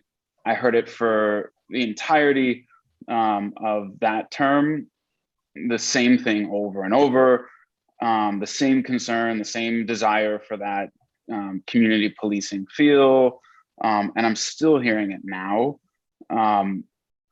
I know it's, you know, just because I haven't seen it, it's not happening, but I will say I am out and about and I'm not seeing a lot of it. I would like to know where exactly the foot patrols or foot beat is now, which areas, how often, like, are they the same deputies doing it time after time to get to know the community and let the community get to know them? This is something that I think can, like, I don't know. I don't think it takes a special meeting to come to that conclusion. Like, this is a desire in the community that I have felt from many different directions. Okay, your Commissioner, your hand is still up. Yeah, Kristen, why can't we make this happen? Why is this so complicated? I didn't know that this is going on for years and years and years. Like, why is it so complicated to just say on Friday night, we need a cop on Robertson and Santa Monica? So We need a Commissioner cop. Roman, We need a cop on La Brea and Santa Monica at that bus stop where it's like insane. Why is this so complicated? So just in the Commissioner area. Roman, why don't we have Lieutenant Mulder tell us exactly where we've got the foot patrols right now, and then kind of keep that in your mind. They don't exist. I'm out on the street every day. They're not there. He does. I don't understand where he's getting it from. There has never. I've never seen a cop walking the beat ever. I've lived here for 18 years. I own 2 businesses. I've never seen it. No one in my office has ever seen it. I'm the president of my HOA in my building. No one here has ever seen it. No one on the commission right now will tell you that they've seen it. It doesn't exist. So I don't know where it's coming from, but it's scary to hear because it does not exist. So It doesn't exist. So Bill, if you could just explain the foot beats that we currently have, so commissioners have that in the back of their minds, whether they've seen it or not. We actually pair some of these law enforcement officers with park staff in the parks and code officers when we're doing outreach. So they are out there. Are they in the right places? Is it enough? You know, we can get into that at another time. But Bill, if you want to just go through kind of generally what we've got right now, that would be helpful as a baseline.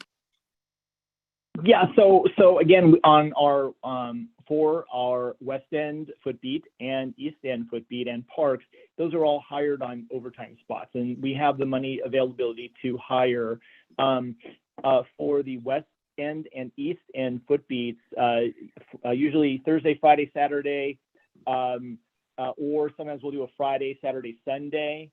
And it will be like a deputy in the a couple deputies in the afternoon, and then a couple deputies in the evening. And so mostly, since we have obviously a high density of individuals around Robertson, Santa Monica, San Vicente, Santa Monica, in that area, most of the foot beats concentrated in and around that area and then some of the side streets there.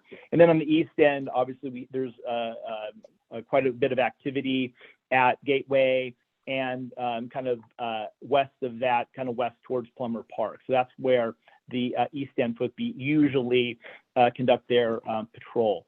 And then the parks, we've been trying to hire those every day, but because of the amount of overtime currently on the department, it's been tough to fill all those spots. So these are not like dedicated same deputies every day in those spots. These are, like I said, hired as supplemental additional deputies to fill these spots. Most of the deputies are from West Hollywood or have worked West Hollywood, but these aren't hard dedicated spots. Is there a way to get a report every month on where these folks are? Because I think it's a good point, Lieutenant Mulder, that we've heard here from the community, and we've talked about the fact that many of us have never come across one of these folks on foot. And it could be that, you know, if they're overtime only, then that's not visible to the community. It's not visible to us. And, you know, one of the things when I say that I'd like data, it's because to me, if we all agree on how we judge success, then we get information on whether or not we've met the criteria for that success. And then we can say whether or not we've been successful.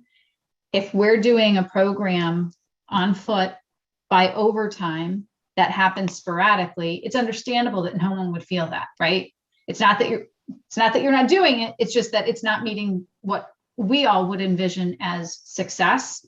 So I think it would be really, really important as we bring the bikes into the mix to really understand, okay, how frequently, how much, what would we look at? How would we share that information here so that when members of the community come to this commission and say, we need more visible people on feet, on bikes, out of cars, that we can look at it and go, okay, we've done something. Because if we don't have a way to judge it, we're not going to be able to say we've done it.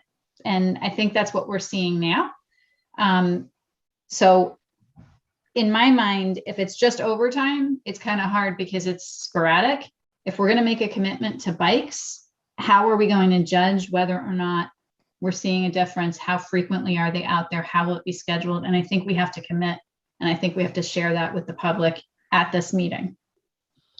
Very good comments, both of you commissioners. Commissioner Hallman. Thank you, Chair. I definitely understand Commissioner Roman's frustration. And Lieutenant Mulder, I have seen deputies walking the beat on the east side prior to, I'll just say, your appointment, when other people were in your position. What I think we are all looking for is a traditional New York beat cop. That cop that's on the corner, that cop that knows the bodega owner, that knows the bagel owner, the dry cleaners. People in the neighborhood have a relationship with that individual. I don't know how we get there. This is something that, again, I hate to say going back to 2016 as the watch captain, but when we were in the thick of it on the east side, these were things that were requested, as well as the bike patrol. And there's always been a situation with our bikes where they're out of commission, they're not ready. Deputies are injured. We don't have the deputies to do it. I think we have to do better. And I'm not putting this all on the sheriff's department. I think we all have to do better because there's an urgent need for us to do better and to make these things happen. I think we have a great commission here. I'm excited to be with everyone here. So we have to figure this out.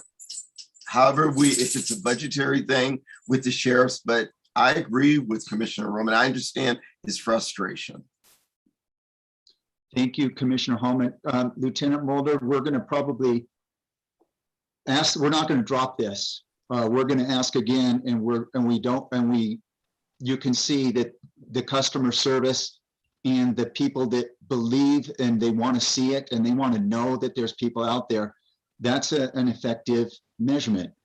So I'm not saying that we're going to make a motion for this right now because we're going to have the special meeting. We can go into it deeper, but so you can start thinking about that as part of the equation, is that it's the perception of the residents. You may have them out there, but people aren't happy that they are not seeing them. Commissioner Oliver. Yeah, I wanted to see, I mean, we're all here, so I'd like to discuss it now. what resources, if there's possibly a resource currently to put deputies who, are in vehicles, or I guess, in vehicles, out on a regular foot beat, or, we have there are good efforts at that community engagement. I do appreciate the things like coffee with a cop happens pretty regularly, or at least before the pandemic especially happened pretty regularly. The only issue with that is when you are relying on people showing up, it does tend to be kind of the same people, the same faces. Whereas a foot patrol, if we could shift resources, then those relationships can be built with people who aren't going to show up to a special event. They're not going to watch a public safety commission. They're just doing their jobs or running their businesses in the city. And for residents, I think seeing that presence, the proactive presence on the street would give that feel of safety. That's something that I'm hearing a lot from residents here, that they just don't feel safe. My neighbors around me say that they feel like crime, they feel that sense of crime being up. They feel that sense of not wanting, one neighbor doesn't want to walk his Frenchie because there was a spike in theft of Frenchies. And he's like, I don't feel safe. I won't walk my dog, except for noon when it's quiet in the, not on the main streets, which is, so that sense of safety. Anyway, my question is, what resources are there? Is there the possibility of shifting from cars to the street instead of waiting for an allocation, waiting for a special meeting, waiting for a council recommendation, and then a meeting to have a meeting? What can we do in the immediate future, if anything?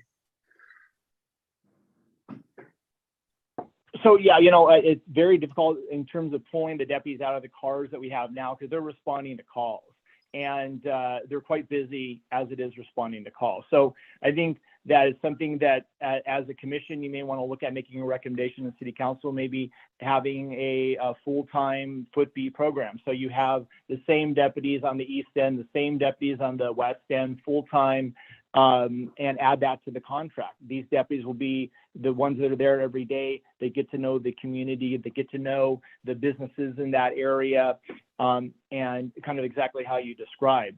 Our current model, we have mostly people from our station working those foot beats, but again, they're only about 3 nights a week, 3 days, 3 nights a week for those positions. And if it's something that you think it would be should be expanded, be better for the community, and I agree. And I agree. The more people, more deputies out and about on the streets, I think people will feel safer, and people will be safer.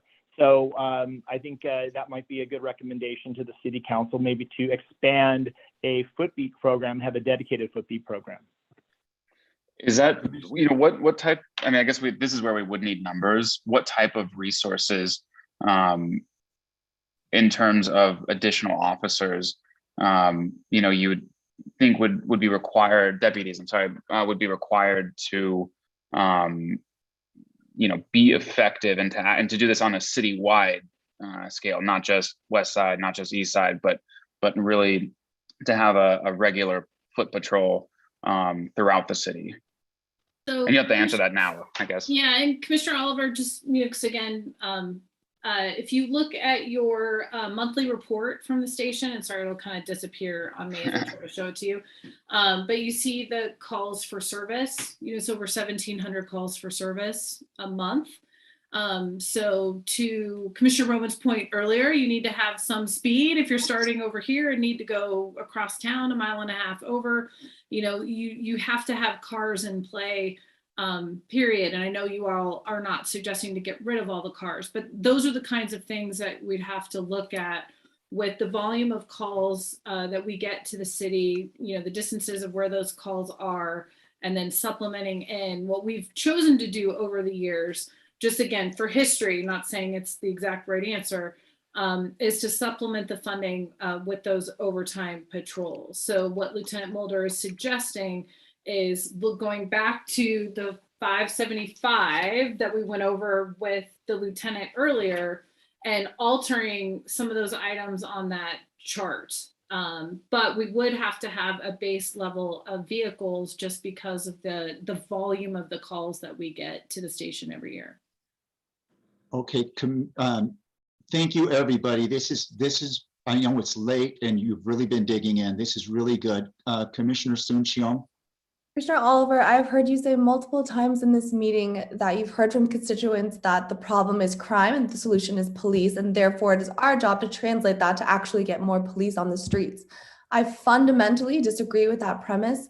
I think if we look at historically budgets, what police have oftentimes consistently received funding to solve the problem of rising crime.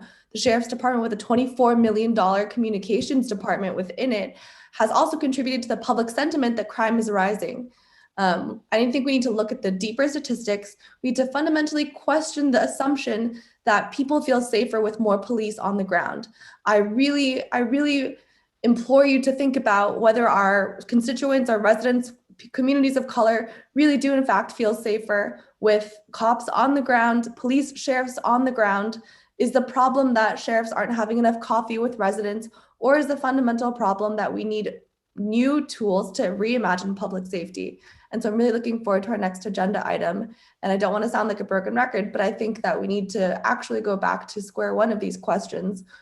Are we really talking about the problem of in cars versus on foot, or are we talking about the wrong solution? I see two more hands up. Thank you, Commissioner Shiong. Commissioner Roman. Oh, sorry. I didn't want to have my hand up. I'll take it down. Sorry. Okay. So, Vice Chair Roche. I would just like to move to end conversation and move on to the next agenda item. Okay, thank you, guys. This was an excellent conversation. I hope that we can pick up. I think that we probably need to go into deeper discussion at our special meeting. So let's move on to the update on impacts from cookies. Lieutenant Mulder covered that briefly under the Sheriff's Support Chair. Okay, let's go to item 9F, reimagining policing. Do you have any updates on that, staff? This is where we were going to get input from all of you for the November 15th meeting. And kind of as Commissioner Soon Cheong alluded to earlier, that combination approach that the city has always taken. You all have heard about the behavioral health crisis unit that the city is looking at. Met, I would put in there, you've got an update tonight on the data study from the Center for Policing Equity.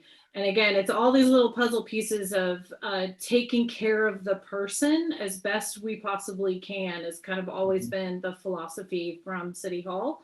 Law enforcement is just one piece of that. So I think at 9:30, 3.5 hours in, it's probably too late to kind of get more comments from you tonight on the November 15th meeting, what we were looking for. And then Chair, I'll defer to you and your fellow commissioners because that goes into the work plan, which was the meat of our agenda tonight, how much you all want to tackle. Or if you want to tackle that at your special meeting, I would recommend that you go ahead and choose liaisons to other boards and commissions tonight so you all can start attending those meetings. But you could also push that as well. Okay.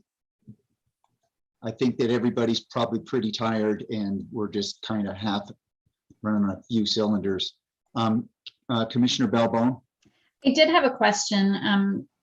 Kristen, I was not able to attend the ATI meeting last week to talk about the community first investments. Is there any output? I mean, do you receive anything from that meeting? I don't receive the follow-up, but they do post on their website. Okay. Commissioner Soon Cheong may know. I usually get their agendas, but I don't get like the follow-up. Commissioner Soon Cheong.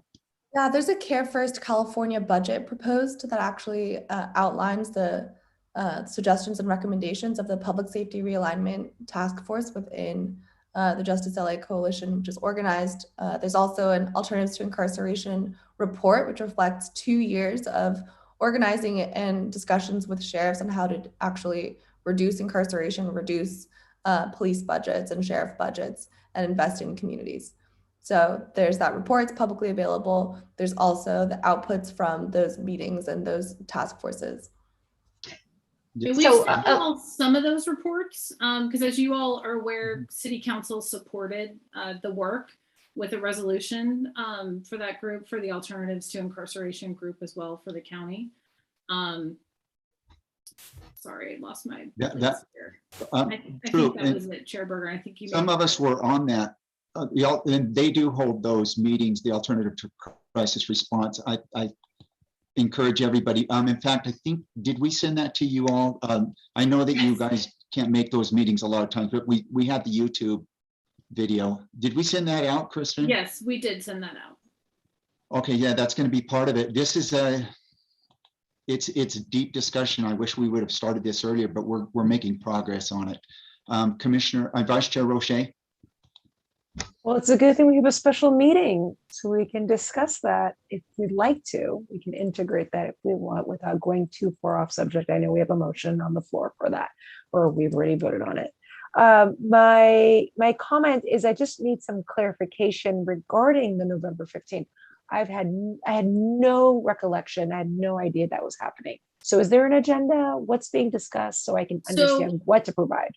Right, and Vice Chair Roche, I'm very sorry about that. We have talked about it, but it originated with the budget discussion at City Council in June, where they did not, at the time, approve additional public safety related funding. And it was funding kind of aimed at helping people feel safe, not additional law enforcement, but it was block by block, which possibly meant the East Side kiosk. And the behavioral health unit wasn't far enough along at that point. So City Council at the meeting in June said that they would hear it later in the summer. Well, with scheduling other things, it eventually landed on November 15th. So that's their follow-up discussion to talk about funding for public safety related resources. And again, that's not just law enforcement. It's all the pieces that the city puts together to help people feel safe. So that discussion is being continued November 15th. So is it being moderated? Is there questions? Can you give me some structure? It's a regular City Council meeting. Oh, it's a regular City Council meeting. Okay. Yes. And so we had come to you all in the spring to get your advice on what would you like the City Council to know with regard to the June budget discussions. You all had recommended at the time to support funding for the East Side kiosk, which we forwarded to Council. And again, Council pushed that piece of the discussion and then it got deferred to November, if that makes sense. So we're just kind of circling back again. You know, do you still feel the same in April, May that you feel now? Because we're about, a few 4 or 5 months down the road. So Council is going to talk about that type of public safety funding, any type of long-term vision. Again, the city's kind of balanced the amount of officers we've had over the years. Is that still what we want to do? Should it be a little less? Should it be a little more? What do we need to supplement? We're coming out of the pandemic. There were, significant reductions across the board from 2020 that still were passed through 2021. All of that is circling. So where that discussion goes, November 15th will be up to City Council. We will have the regular 6-month report, which would normally have gone in September. We held it to match up with this November 15th meeting. So it's data from the first half of the year. Corey Plank is bringing an update on the behavioral health crisis unit. And then also, I believe it'll come from the city manager's office, and our budget staff, Christine Seyfried, will be presenting the funding options, kind of a refresh of what council saw late last spring and in June, with any additional information that our finance folks are going to add to that report. It hasn't been written yet. We're kind of doing chunks of it. So that's what I'm saying. For the special meeting, we got to meet quick so I can kind of summarize what you all think and make sure that that gets into the staff report as well. Okay, thank you. Commissioner Belbone. So I want to go back to my original question on the meeting that was held, the CFCI meeting for the community investments. My understanding is there were meetings held Measure J then went through some contest period, whether or not the funding and the way it was funded was going to proceed. There was a finding, then there was a counter finding, and I think it's proceeding. When I click on the links that were provided, because I couldn't attend the meeting last week, the presentations aren't there, and there's no link to a video for the meeting. So what I guess I'm trying to understand is there was a stop to some of their activity, and then it started back up again. Do we know the initiatives that have been funded? Because that was the process they were going through. And do we know how those fit with the services that we offer in the city? That's the part that I'm just trying to make sure, if we're going to try to connect to these alternatives, how do we do that? And how is our commission and the Human Services Commission linked into that? Because when I try to look at the data that's out there, there's not a lot out there. So I just want to make sure that if we're connected to that, and that's going to be part of the report on the 15th, what does that look like? And what happened last week that we would make part of our recommendation? And the short answer is, I don't know, Commissioner Balbon. I'll have to follow up with Corey Plank and their staff. And I don't know that Measure J will be discussed on November 15th, just as an FYI. It's going to be, from what I understand, a more city level discussion. Okay. But I'll do some digging into Measure J and forward you any information I can find for you. Yeah, and the link I think that's there is Measure J was the way that they were going to fund some of the alternatives to incarceration that were prioritized. So that's, the link in my mind, but I just want to make sure that there's a lot of effort going on countywide, and how we layer into that and how our city budget complements that, or if somebody who we think is valuable may have lost funding in this process, because that's also an option, that we know what to do with those dollars if we found those services valuable. So that's the part that I'm just trying to make sure I can rationalize.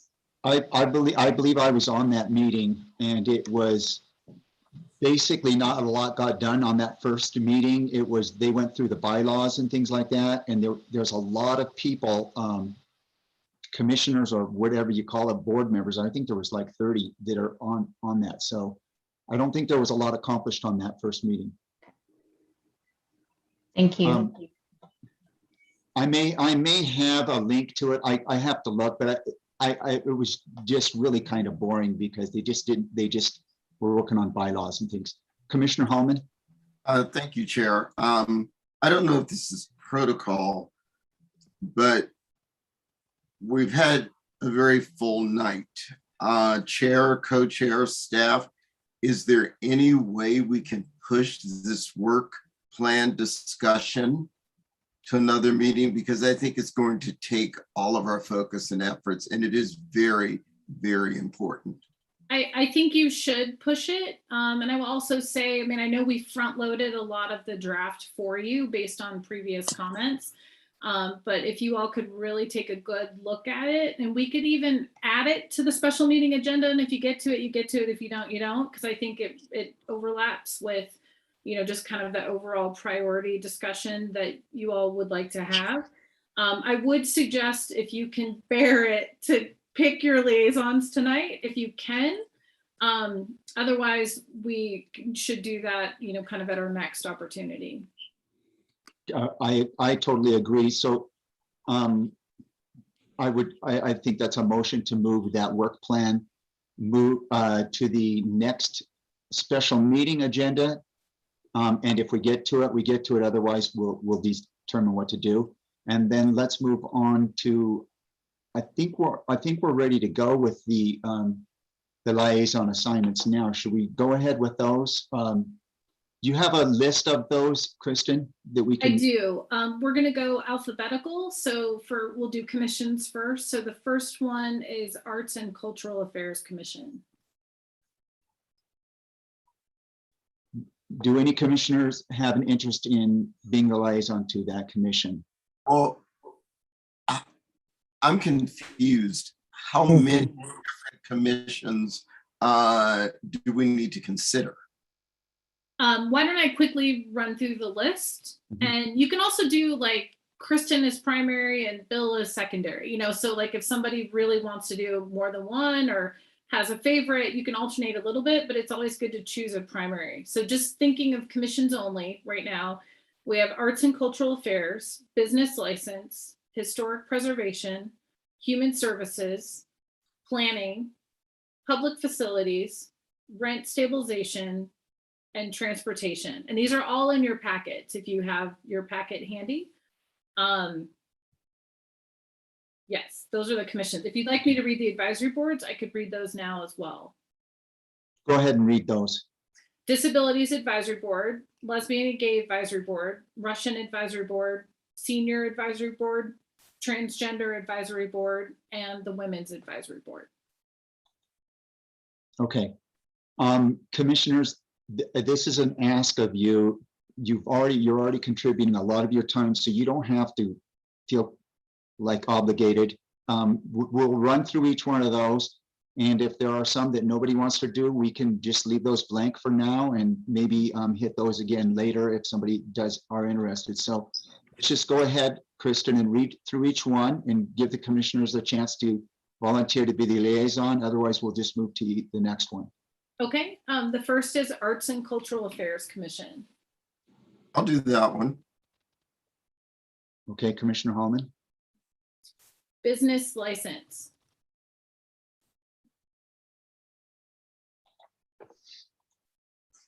Nobody wants to commit. Okay, move to the next one. Historic Preservation. I'll do that one, Danny. Next. Human Services. I'm interested in that one. Commissioner Balbone, I'll be a second on that one. If anybody, unless anybody else is interested. I'm interested in that one. Okay, let's have, why can't we have Commissioner Sun Cheong and Balbone? Do you want to be co, or do you guys, who wants to be the first? And if somebody is a second, or both want to go? I think we can be co. Yeah, we've traditionally tried to cover, and you know, Chair Berger, you and I have actually done co-facilitation. They meet with good frequency and they're lengthy meetings, so I think a co would be good. Okay, that's a really very important commission. So let's have those two for co. Planning Commission. Commissioner Oliver. Yep. Commissioner Oliver. Public Okay. Facilities. I'll take that one. Okay. Rent Stabilization. I'll also do that if there's no one else who wants to be the primary.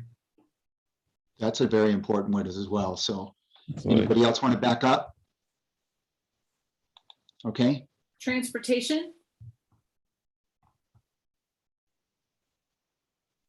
That's a very important one. I'll take it. Okay. DAB, Disabilities Advisory Board. Take that one. Good. Next. LGAB. Oh, that's a very important one. I'll take that one. Okay. And RAB, Russian Advisory Board. All important. Anybody? I can't commit to that either. For Let's now. Senior Advisory Board. also important. Okay, let's go on. Transgender Advisory Board. Okay, And WAB is the last one. I'll take that one. okay, Is that Vice Chair Roche? Correct. Okay, thank you. okay. Okay, very that's a good start. Good job. Yeah, I know it's hard, everybody, and you're really important what you're doing here, and everything that you're contributing is going to be very appreciated by the entire city. So just so you know. Okay, so Kristen, can you send a copy of that list to all of us so we know who's on which one? Yes, it'll be part of the minutes, which I will send you tomorrow, the draft minutes. Okay, I think we're on items from subcommittees. Items from staff. The only thing I have is we have Danny Rivas from Code Compliance scheduled to come to the November 8th meeting. Yep, and that's going to be robust. So we know that's going to be a robust conversation on when he comes as well. Okay. Public Safety Commission meeting schedule. That's, you just kind of hit upon that, right, Kristen? Yes, so that's it from staff. Okay, public comments. Victor, are you interested in commenting? You've waited this whole entire time. Yes, and thank you for all being there. I'll do this quickly, and I've been listening, and some of the comments I wanted to make now I'll defer to another time. But I remember last month when the letter was read into the record of Women's Advisory Board member Keely Field, and I think I had asked whether a procedure could be looked into as to making that kind of documentation available to the public, like it is when the city council and you can make public comments or e-comments. And so I was looking through the agenda online, and I've been going back and forth with the Zoom on my computer. So I was just wondering, has there been any decision made on sharing that kind of information and bringing it out into more of the open than, just within, just within the actual confines of the reading it into the Zoom meeting? I believe that we made that happen. Kristen? Yes, the short answer is yes. We did not receive any written comments this evening. So Victor, we did make that happen. Staff looked into it, and we are going to be able to do that from now on. Oh, going forward. So when public comments are submitted, by what time, Director Cook? By what time to get online into the record, please? So we're saying 4 p.m., but we will do our very best if somebody sends something late, but we're asking by 4 p.m. on the meeting day. Certainly, we can post it afterwards, circulate it afterwards, but 4 p.m. And then the last thing is, so you can make a general comment, or if you can't be on the Zoom or whatever, and you want to put a comment in, you can identify the agenda item, which we'll know in advance, and then you'll make that a link within that particular agenda item. Yes, we will do our best. I'm laughing because the system is different than the back system that post it, but yes, the short answer is yes, we believe we can do it. It's a different system than the council uses to post their agenda, but we still think we can get it done. Thank you so much, Kristen Cook and staff, for your detailed minutes. I went through them, before I came on the meeting, and I have to say they give me a flavor for what had transpired, the previous month, as opposed to some of the other very skimpy, measly minutes that are coming out for other commissions. So thank you very much. Thank you very much, Victor, and thank you very much for that suggestion. It meant you helped to make that happen. Your suggestion, you made it happen, and staff and everybody that worked on that. Thank you. Okay, any more public comments? Nope. Okay. Commissioner comments. Y'all are too tired. Okay. Oh, we do. Okay, go ahead, Commissioner Oliver. Yeah. Well, I feel like something came out of this meeting, and I really hope that we can keep. I think sometimes we front load because there's all this time, so we kind of take our time. We talk in the beginning, and all of a sudden 3 hours have passed, and it comes down to the meat of the meeting, and it's like, oh, we're all so tired. This thing's going on. Like, in the future, can we please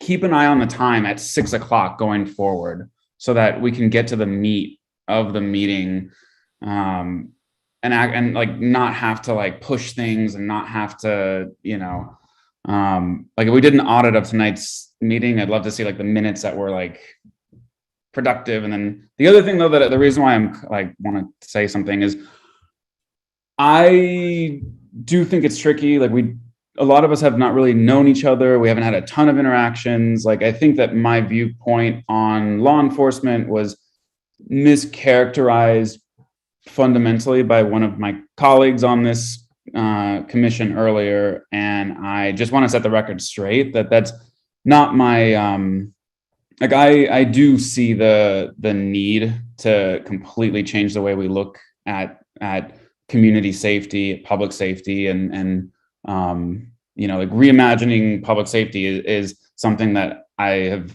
always believed in, and I also think that we can, if we can have a sincere discussion, that we will agree with, like the law enforcement officers that I've known say the same thing. They don't want to be psychologists. They don't want to be out, you know, as like the yard supervisor, as the pet cat, you know, the dog catcher, like doing all these functions in society that we lean on officers to do, and we lean on law enforcement to do. That they don't want to be doing this either. So I do want to have this discussion, and I'm not starting from the position that, like, no matter what, we need to put more armed officers. No matter what the problem is, that's what we need, is more armed officers.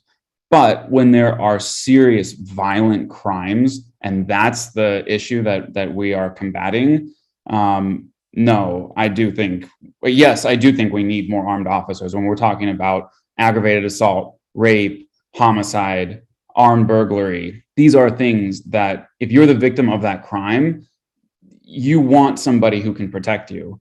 But these are not mutually exclusive, that you either have armed police coming in when appropriate, and then other trained professionals who are not armed when the circumstances warrant. So I don't want I felt completely mischaracterized earlier.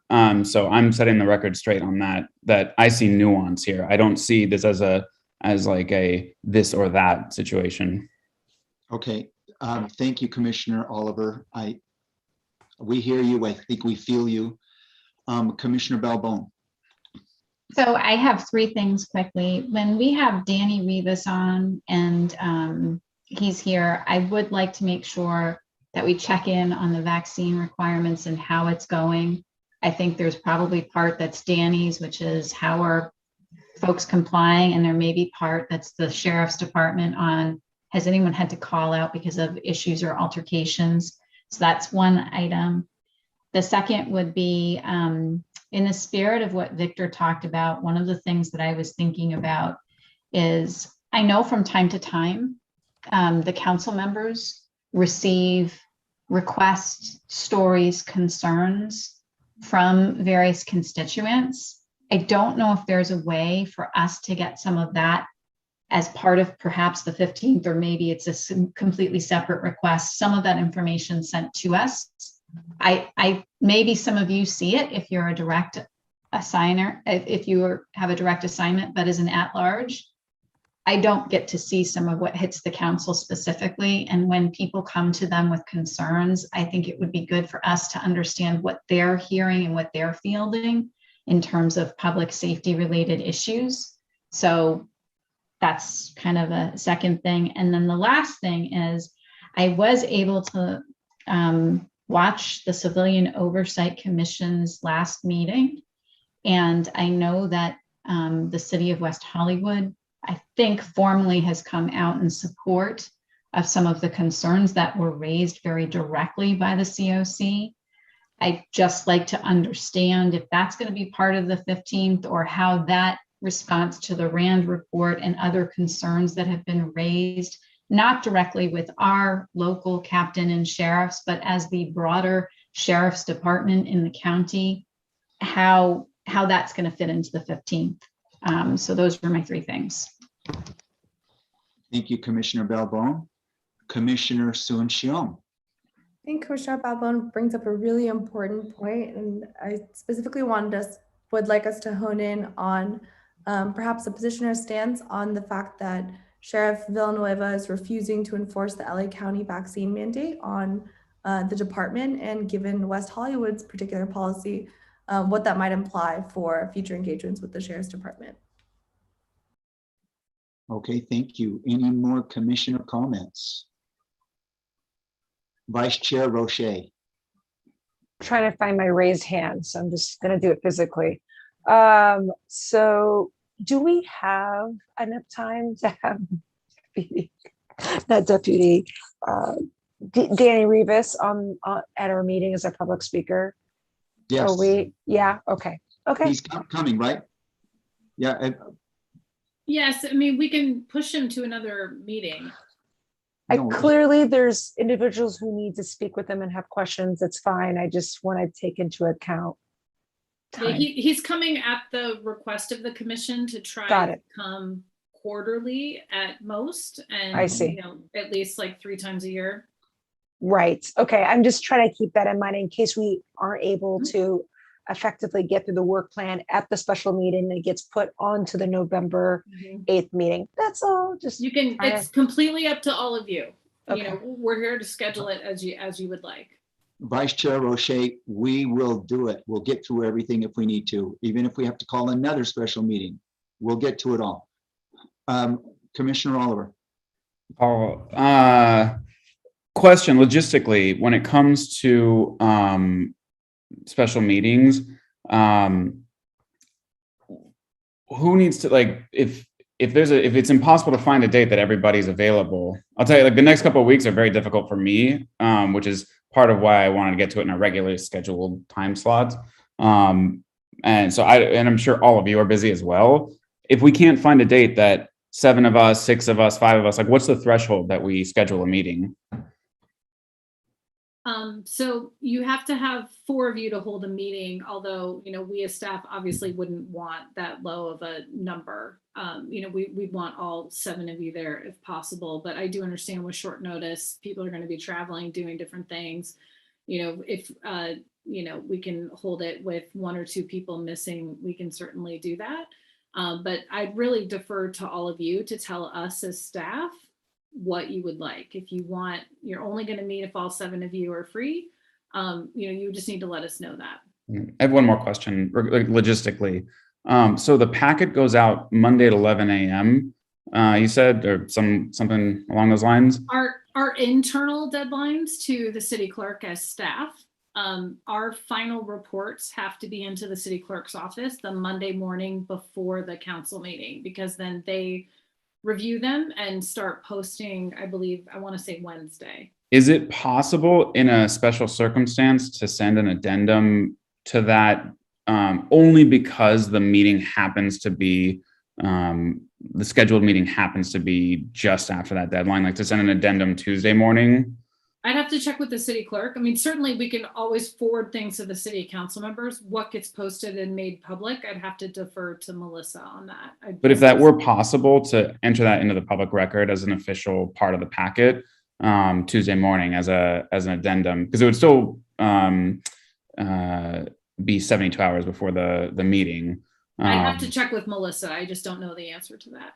But that may make that next meeting a possible time to have this discussion, if that's possible, because that was the hang up from the beginning.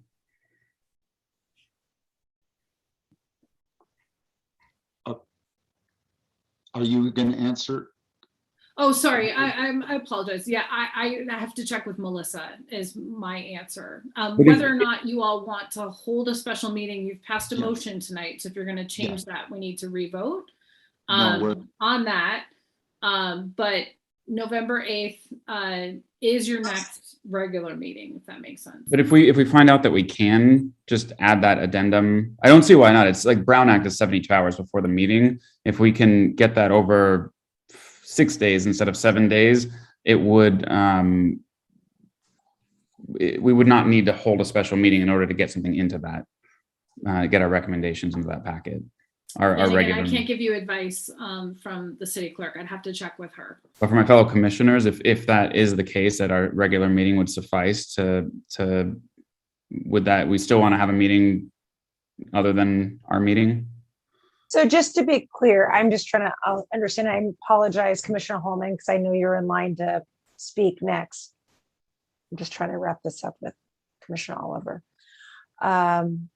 So you're saying that if we can get this amendment or addendum in order to forego the special meeting, correct?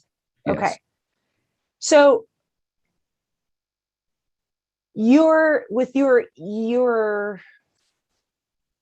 intention is that we can get all this done at our next meeting.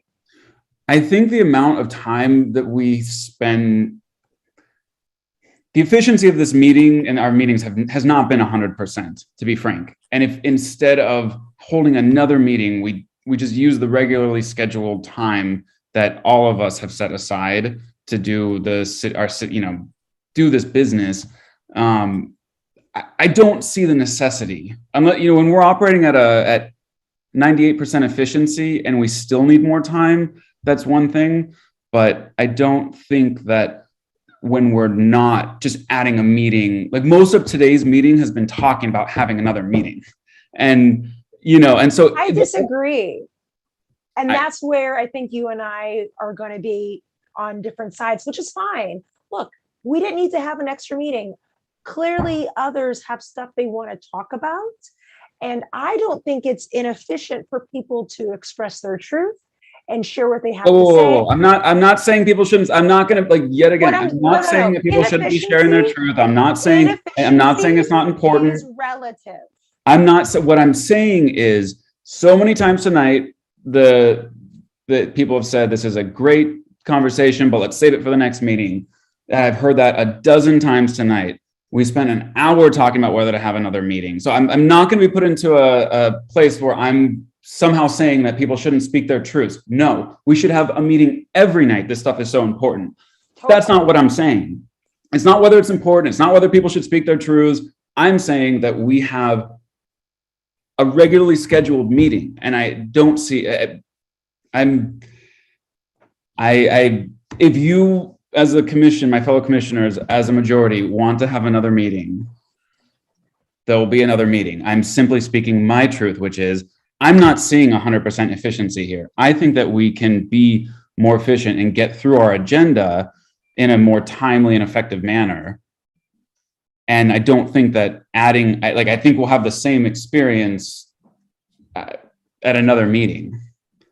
I hear you, Commissioner Oliver. I would love our meetings to be more efficient, but part of this process is not only us getting to know one another, but also hearing each other out. We spent a lot of time this evening holding space for you to share your opinions and your feedback and your experiences, which I welcome, I encourage, right? But guess what? That takes time. I want to hear more from Danny, right? I want to hear from my fellow commissioners. It just takes time, and I don't want to minimize or reduce anyone's opinion and experiences to like 2 minutes because we have a long agenda. No. Look, I hear you, Oliver.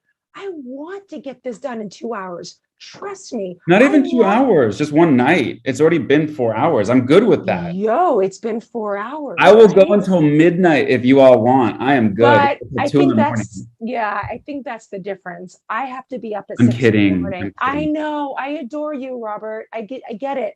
I want us to have space and time and thought and like mental capacity to really have these difficult conversations. And I just don't think having a 12-hour meeting, right? No, I'm just saying, in the end, that was my motivation. So what you said, I agree 100%. I want to hear from all of you. We're trying to have an efficient conversation. And I hear that we did have a long time trying to get to scheduling a special meeting. And the inefficiency is not hearing you. That's what I think. The inefficiency to me is saying, save it for the special meeting. Say like so many times, save it. Not you, just in general, that was the kind of mood. That's the inefficiency that I'm saying. I'm saying we're here tonight, 7 of us plus a bunch of experts. Instead of saying, let's save it for the special meeting, we're here, let's do it. That's what I'm saying. So That's all I'm saying. Right. Okay, so do we want to have, Commissioner Oliver, do you want to make that motion that to instead of having the special meeting, do you want to make the motion and see how everybody wants to vote on that? If there's the support, the motion I would make is if the city clerk confirms that an addendum to the internal city hall council packet can be made Tuesday morning, in this one exception, given that it's our scheduled meeting, that we do everything that we discussed doing at the special meeting. The only change is that we do it at our regularly scheduled time. So I'm not changing the work, any of that. That's all I'm saying, is that we just do all the important work on that date. Okay, so that's your motion. In a Anybody nutshell. want to second that motion? Okay, so that motion fails. So we are going to have this special meeting. I agree that we can be more efficient. If we want to try it next time, we can limit it to 1 minute per commissioner comment. That would mean that we would have to really try to get our thoughts together and be more concise. Anybody else have any ways we want to continue to try to improve how our efficiency and effectiveness at this meeting? You can email me too. If we want to try that as an experiment, we can at the next meeting. Commissioner Hallman? I mean, yes, this all makes sense. And it is now 10:07, and we talked about wrapping this up a while ago, but yet we've continued to go on and on and on, around and around in circles ad nauseum, which I don't personally think we accomplished anything. With that said, we are a new body. We have a new chair. We have a new co-chair. And it's going to take us a minute to work out these hiccups and come together as a body and find our rhythm. So I think we just need to be patient. If we have to have a special meeting, sometimes council has a special meeting. I mean, you know, it's just kind of the way it is. Do I want to do a special meeting? No. But if we have to, we have to.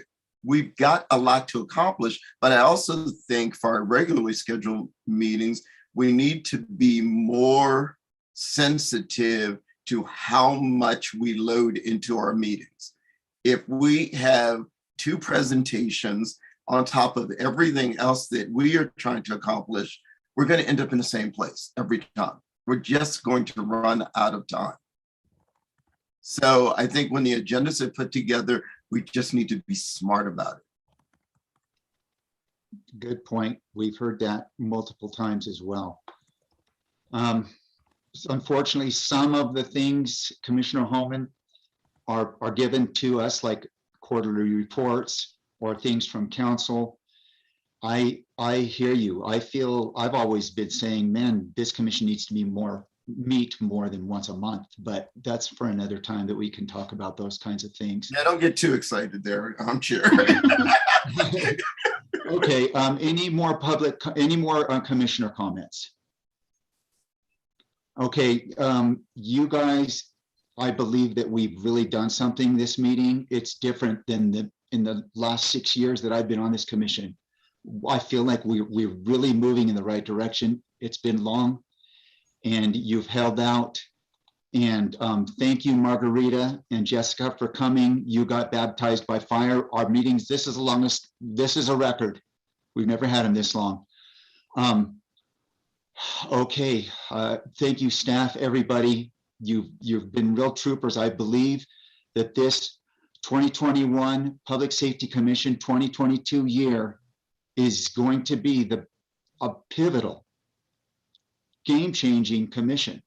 I think we're going to do something. We have a super commission here. So you all are very important, everybody here. Can we have a motion for adjournment? So moved. Second. The motion was, oh, Commissioner Holland. Bye-bye. Good night. Okay, The motion was by Commissioner Balboni and the second was by Vice Chair Roche. Me. It was You don't need a Oliver. roll call, Chair Berger, you're good. We can adjourn. We'll call it at 10:10 p.m. Okay. Good night, Thank you, everyone. everyone. Take Bye. care. Good night, everyone. Be safe.